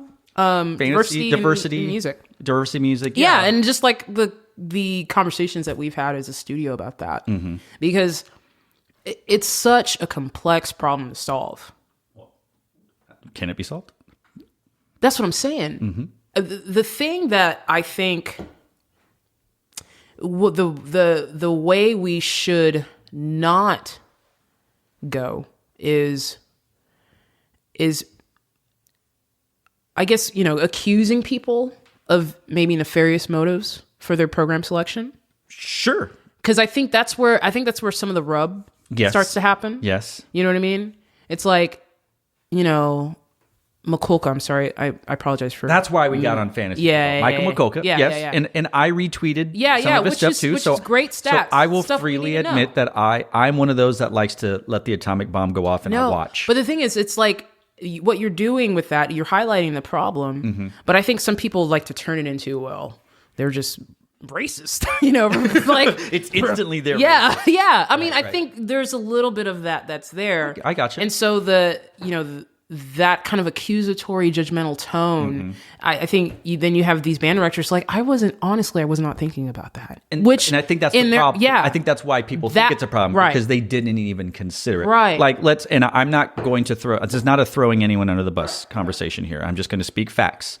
Last year, Phantom Regiment did a show called I Am Joan, which is going to be based about women empowerment. Right. The cadets did a show about basically celebrating when they allowed women back into the cadets, right? Right. And they both had instances, like cadets, like the beginning of the show, they like almost like manhandled this girl on the stage, like, and was just like, oh, we need to change that. Jeez. And Will Pitts, who was at the program coordinator at the time, said we messed up when we did not include any music by any female composers. And he goes, we just didn't think about it. Right. And you can see where the quote unquote cancel culture comes in, and they're like, exactly. Why didn't you think about it? Yeah, exactly. And that's where I think you get into that discussion of you should have thought about it, right? And there's so many people on Facebook. I'm friends with a Facebook person. I can't remember his name. He's a African American band director or conductor, and he said something to the point of white people who program Michael Lewis. I can't remember the quote, but basically white conductors, it's disappointing. But if you're a minority conductor and you program all white composers, then you're like, it's like egregious, or I don't know the right terminology to use. But that was I thought that was especially kind of defamatory. And that was definitely like he knew what he was doing. He was setting an atomic bomb. He was trying to get attention on that, which again, I mean, that people have ways they like to highlight their problems, and he certainly did that. Yeah, he's the conductor and founder of the Atlanta Wind Project. Right. To quote him directly, lack of diversity in programming from white directors/conductors is disappointing. Lack of diversity in programming from minority directors/conductors is simply inexcusable. Right. So if I were a black band director, which I am. Wait. You can turn it off? I'm black. Wait, I'm black? Yes, Richard Pryor. Yes.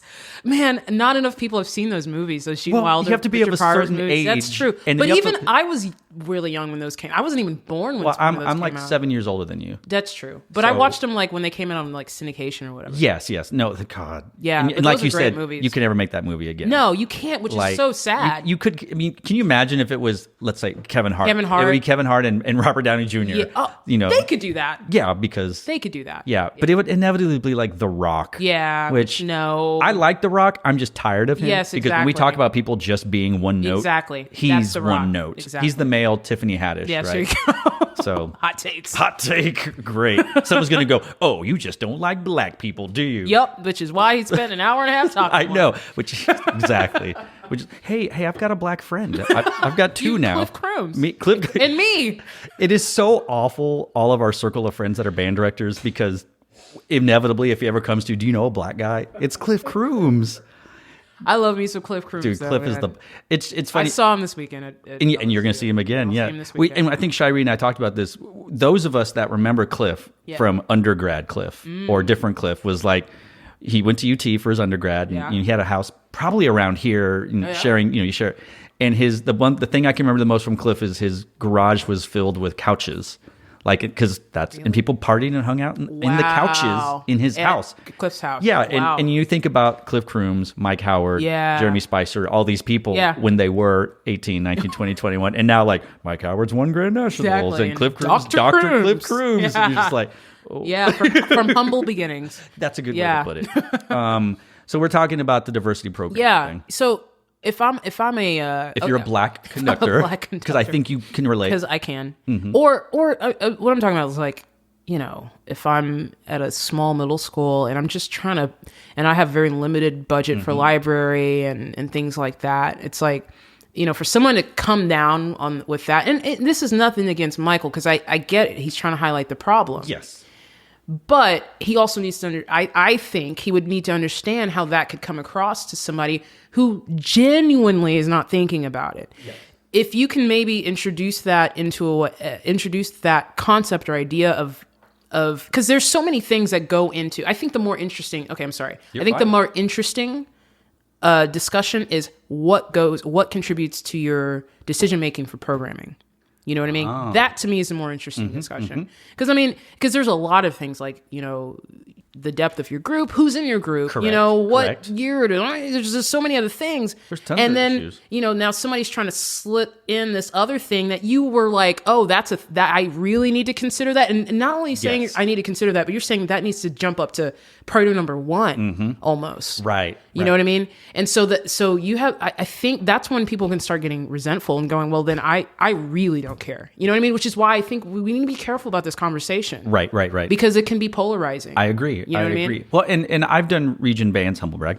And You did one this past weekend. I did. Dude, I got a text from one of my buddies. No, it was great. His name is Chase. He's a director at Killeen High School. Okay. And he texted me and was like, Daniel Montoya is a fantastic clinician. All it said.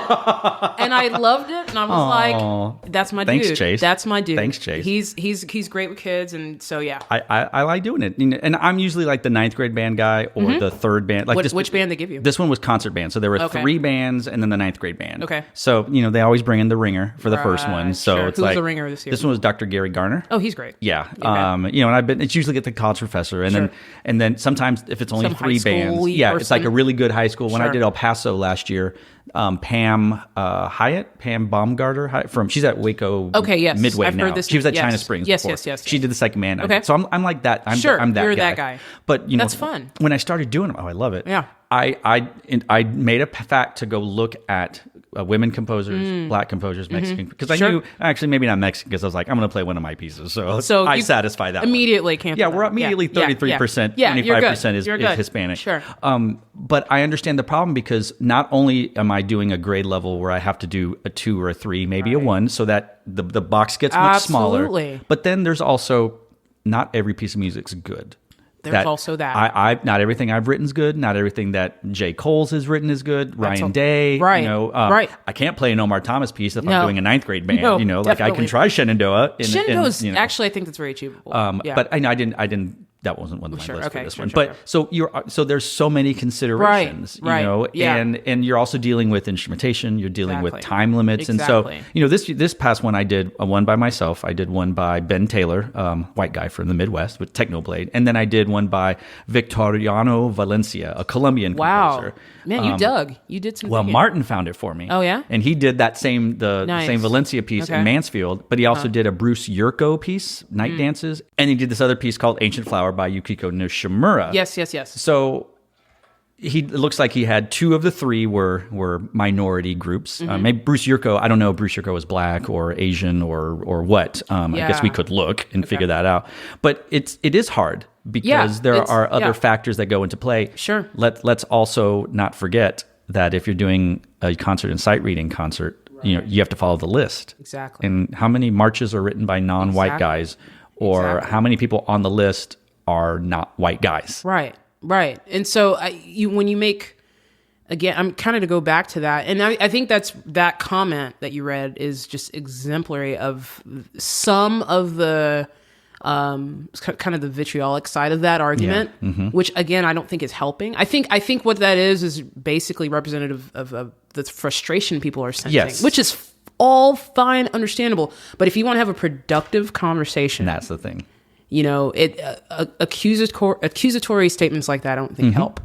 you know? Yes, because you're that's when people get into they cross their arms. Exactly. And it's go, like, and then they almost start programming things out of spite, which is like, that's the thing. which is somehow worse. They're doing that to own the live, as they say. Yeah, right? which is just lame. Well, and Jake Wallace, who is, do you know Yeah, I Jake know Wallace? Jake. He's up in like South Dakota. State University, Yeah, I think, and white male. Right. But he's a great teacher, great conductor, great ally, as they use that. It's an overused word, but he's an ally. Sure. And he said, I'm going to offer a caveat. And he did, one of the prominent reasons why people tend toward programming a non-diverse set of repertoire is because we were almost exclusively taught a white male canon when we were trained. And he goes on, but that's the problem. Right. And it's not the fault of our teachers. Yeah. It's just they go like, we're going to play Alfred Reed, we're going to do Candide, we're going to do this. And I mean, that stuff's good music too, you know? And that's the thing, we shouldn't just discount good music because a straight white guy wrote it. Right. Because that means we're not playing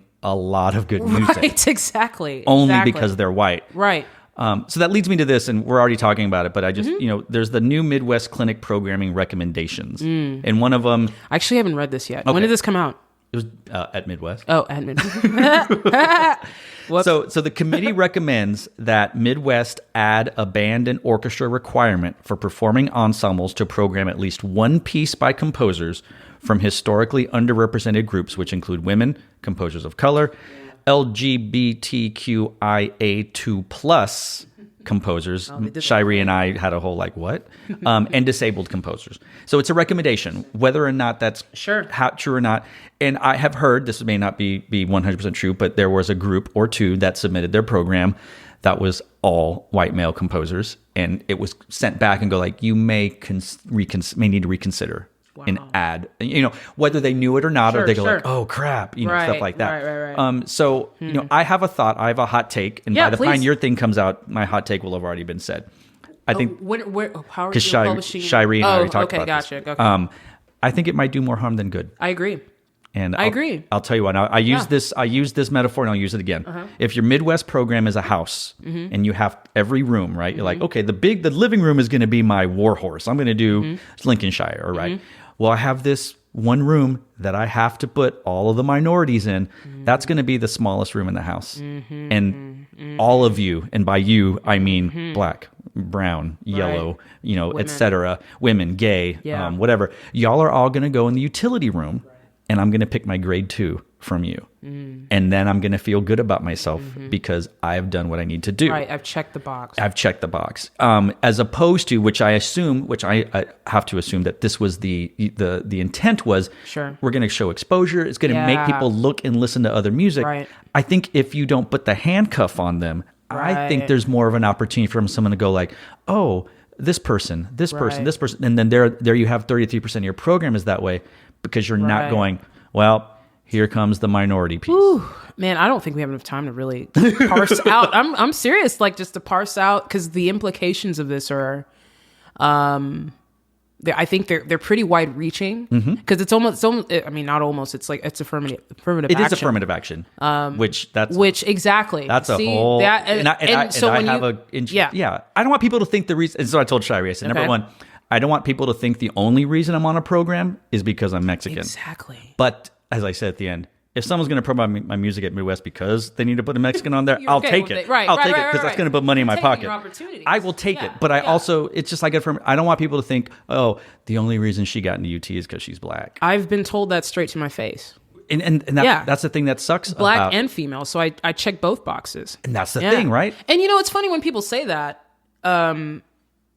There probably was a time in my life where I would have been like really offended by that. Sure.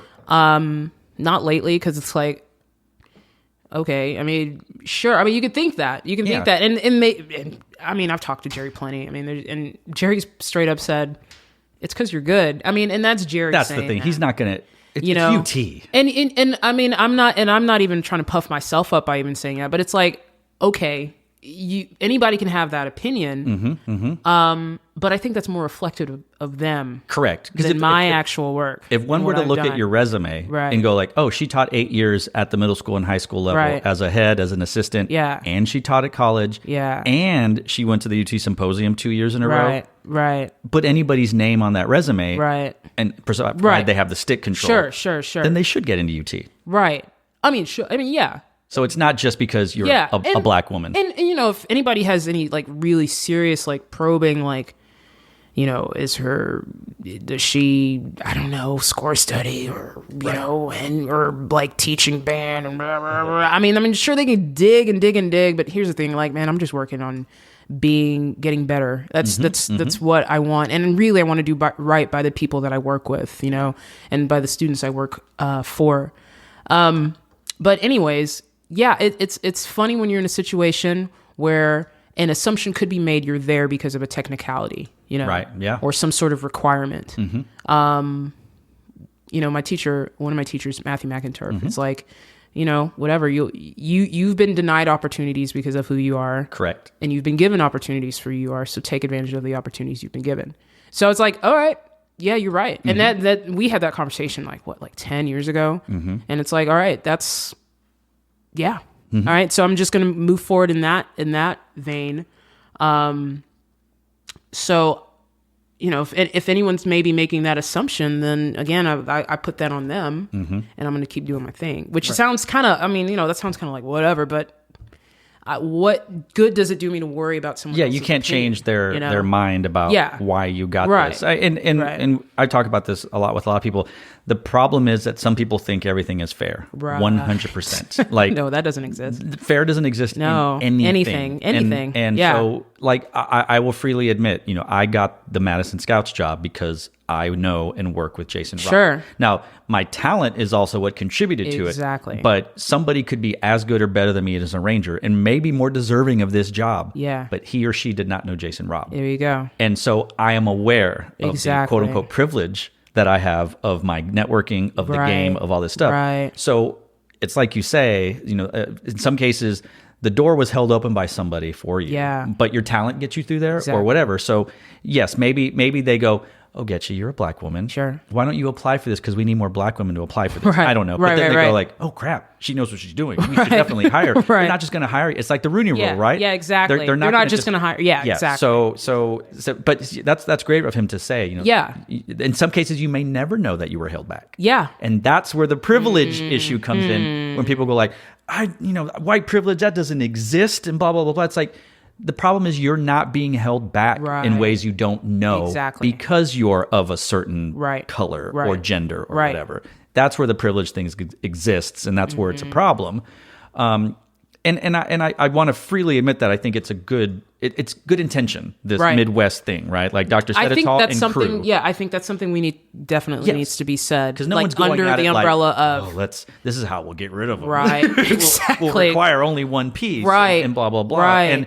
And there are things being done by white males or whatever. You know what John Mackey's been doing with his booth for the last few years. John is great. Is great. And I'm on the initiative for And We Were Heard. You know, stuff like that is about exposure and access. Yes. You know what I mean? We're highlighting the positive things that can help solve the problem. Correct. And Shireen and I talked about this but we also have to not as minorities just rely on the great white hope to save us or to help us because we you know and that's part of the problem as when we pick our repertoire as minority conductors or composers or whatever, like with the Madison show, which I'm not going to tell anybody what we're doing, but there are male and female composers and artists on there, and there are Hispanic, there are black, there are white, and these were conscious decisions that we made because Madison's inviting girls into the court for the first time ever. Yeah. How awful would it be if we didn't pick any music by women this year? It'll be a little tone deaf. Kind of reminds me of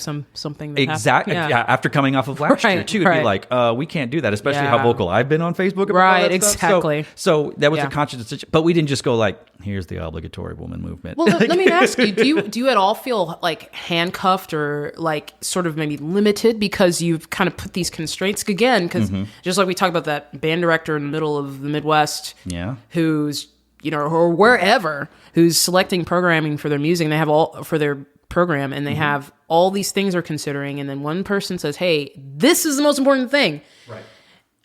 And that could really, I think, maybe cause people to feel constrained about like their decision making. Did you at all feel that? Did you feel any more pressure than or did you have to forego something? You're like, oh, that could have worked, but it's one more white guy. Right. You know what I mean? I have been very lucky in that my exposure to music, and you talked about it with the Kanye thing. That year I mixed Kanye with Hindeman. Like, yeah, I thought that was great. I'm exposed to so much music, popular, quote unquote, and whatever, that if I need to find something of a certain style or genre or feel, I can find almost any colored person, any gender to fit that. Gotcha. I think oftentimes I go like, oh crap, I have to put the sophisticated, substantial piece in because I'm always like, oh, let's put this and let's do this and let's do this.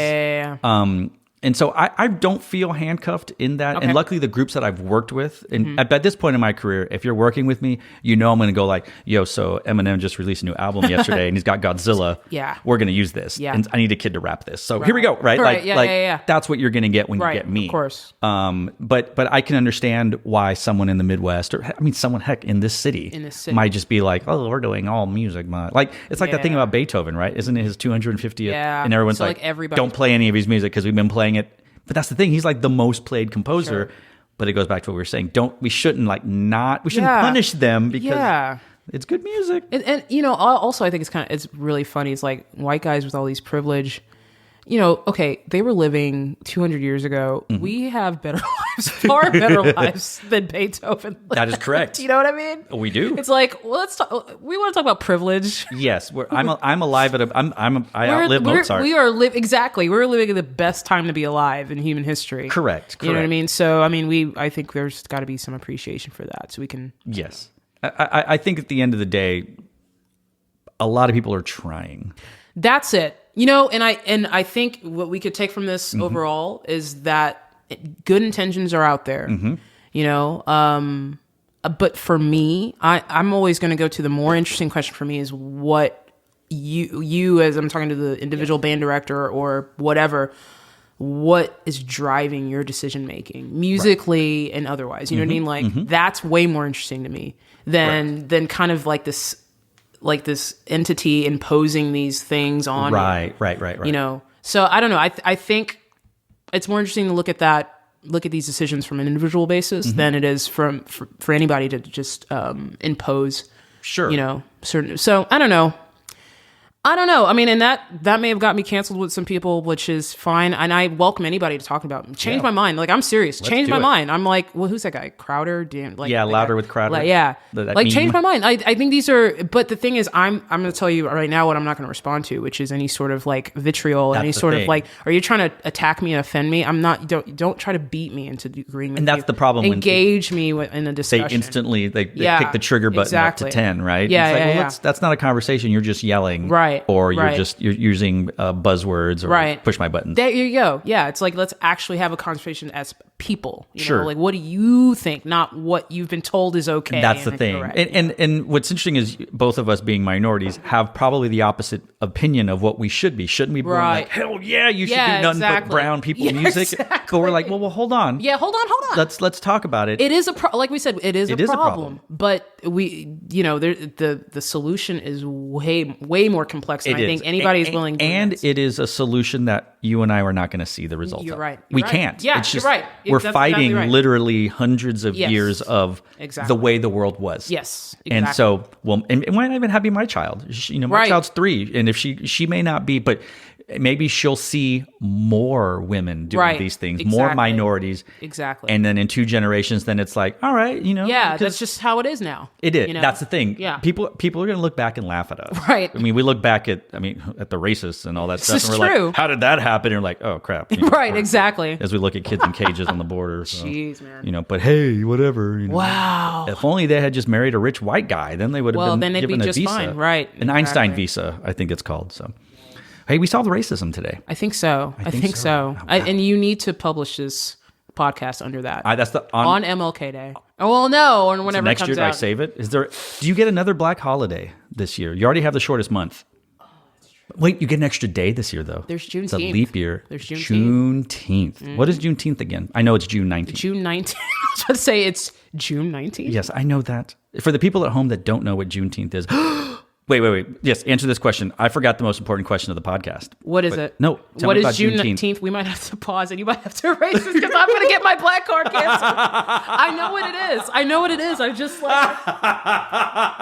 Ogechi has taken off her headphones. She has left to go get her phone. God. I'm getting... No. For real, though? It's it's a Texas holiday only. Is it really? Because it commemorates the announcement of the abolition of slavery in Texas. Apparently, Juneteenth is not a national holiday.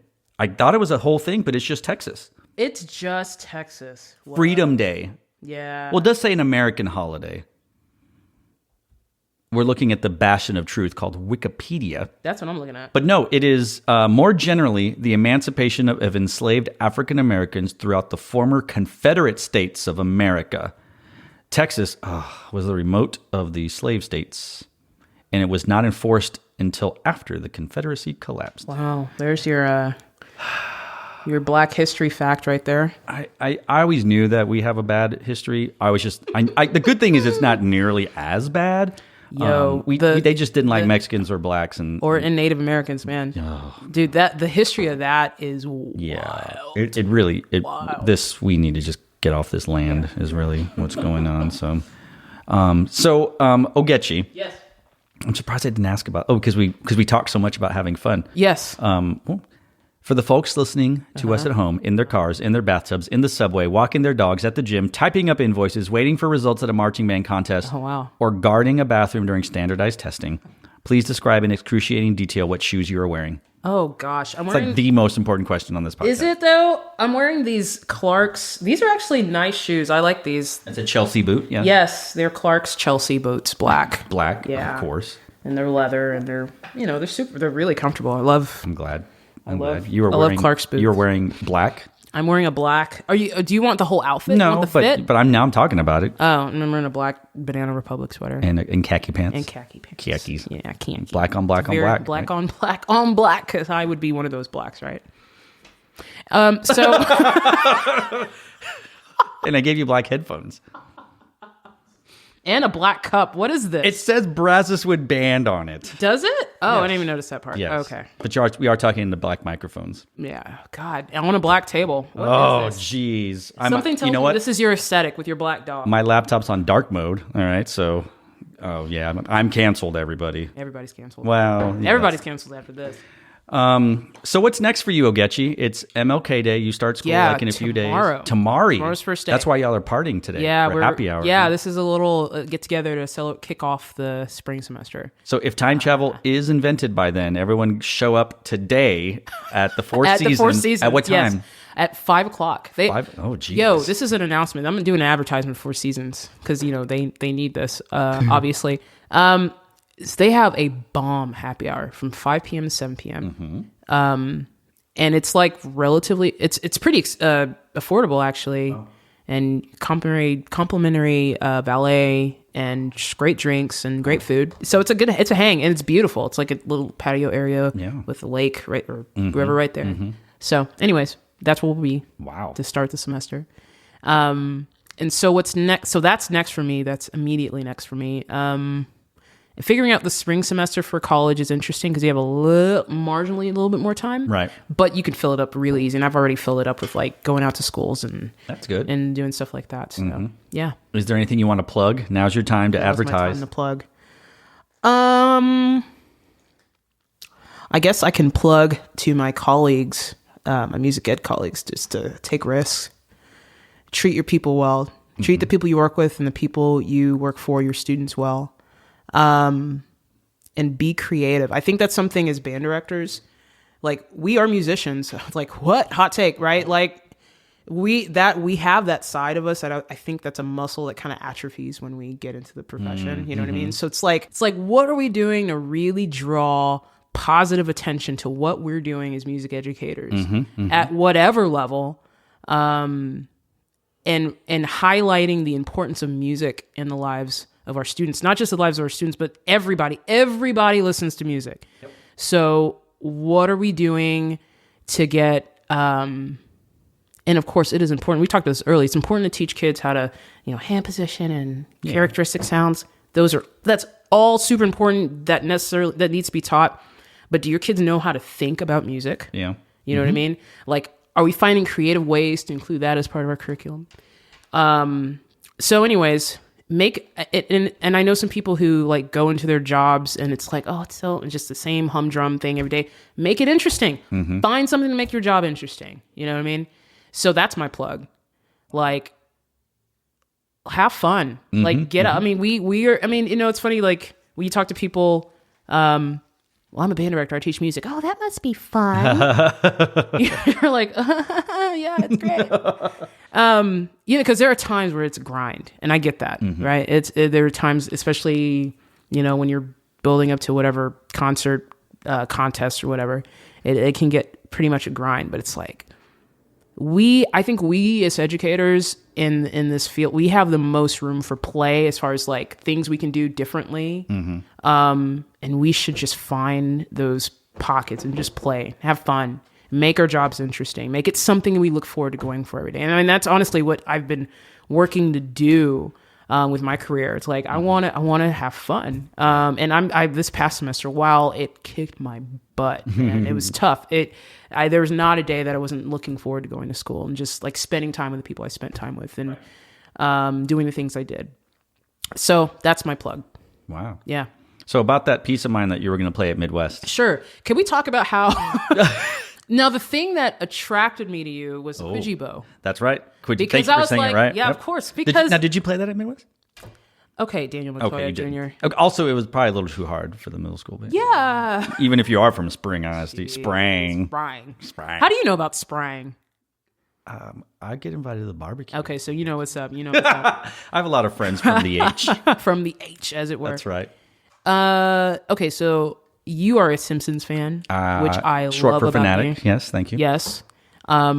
It's so funny when I talk to students now who have no idea what that, which is so sad because that is like a very large portion of my sense of humor was developed with that show. Because especially with like seasons like 3 through like maybe 7. Yeah. Yep. Just if anybody is like looking for just really well done, really well written, developed characters, wonderful storylines that go just imagine in different ways. Simpsons seasons 3 to like 7, 8. Yeah. I haven't watched it recently, to be honest. It had just been really disappointing.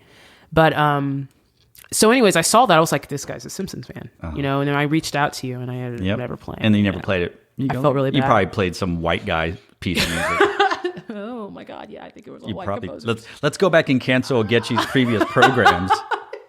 That's what they do. They'll go back and find old tweets. Somebody's going to post my Midwest program. They're going to do that. And be like, she's canceled. That's right. Ogechi, you know what I don't like? It's inexcusable. Fried chicken or watermelon. I don't find them very good at all. And I don't understand why people do. God. I think it's time to reveal that you are, in fact, a black woman. I'm what? Yes, I am. What? This is me holding up a mirror to society. Jeez. I always say this at the end of everybody's episode. Yeah. But I actually mean it this time. Ogechi, it has been a pleasure to have you here today. Yeah. You are an absolute delight. Oh, it's fun. I wonder how people think about this episode. I'm curious to know what responses you get. Well, we'll see if anybody responds. I'll know by the listens. I'm curious to know how many people make it this far. We should put in like a code question, and if they get to it, then you will. Or a prize, right? Oh, I should. Yeah, I don't know. I don't want to give prizes out. I'll give you a prize. There are hundreds of thousands of listeners in my mind. How many?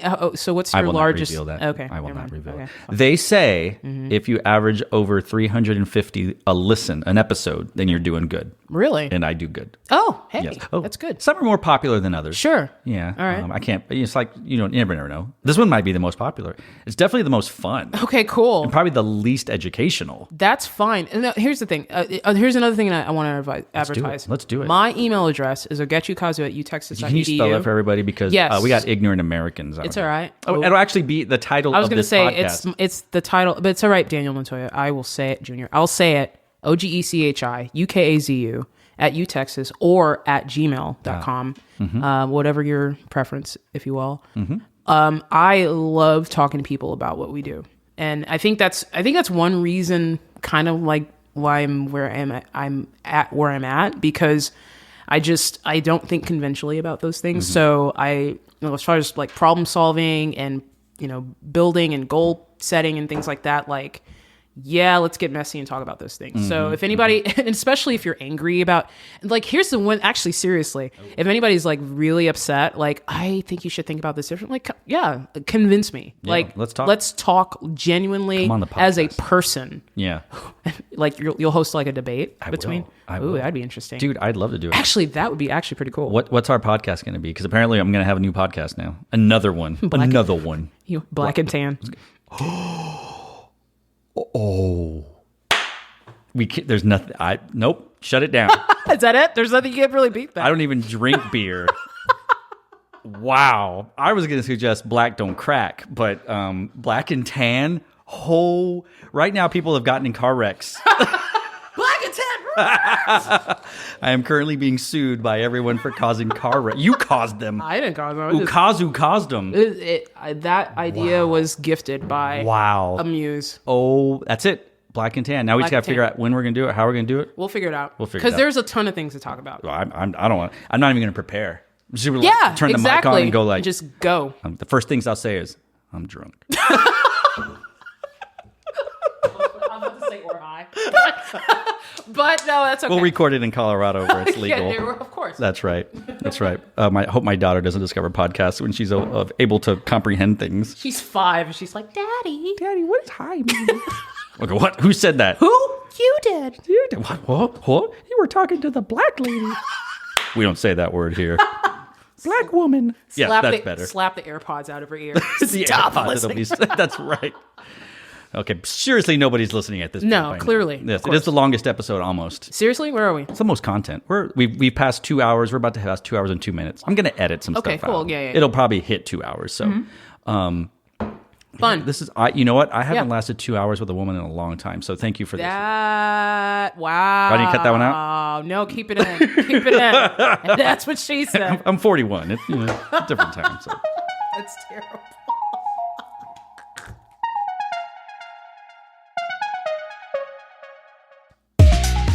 This episode of Sketchbook Podcast is recorded and produced by me, Daniel Montoya Jr., in Austin, Texas. Our logo is created by John Suh of Purpose Designs, and our music is provided by Epidemic Sound. If you enjoy Sketchbook, tell a friend about the show or share a link on social media. You can rate and review this show on Apple Podcasts, and you might find your review featured on a future episode. Got questions, comments, suggestions, or concerns? Email us at sketchbookpodcast@gmail.com.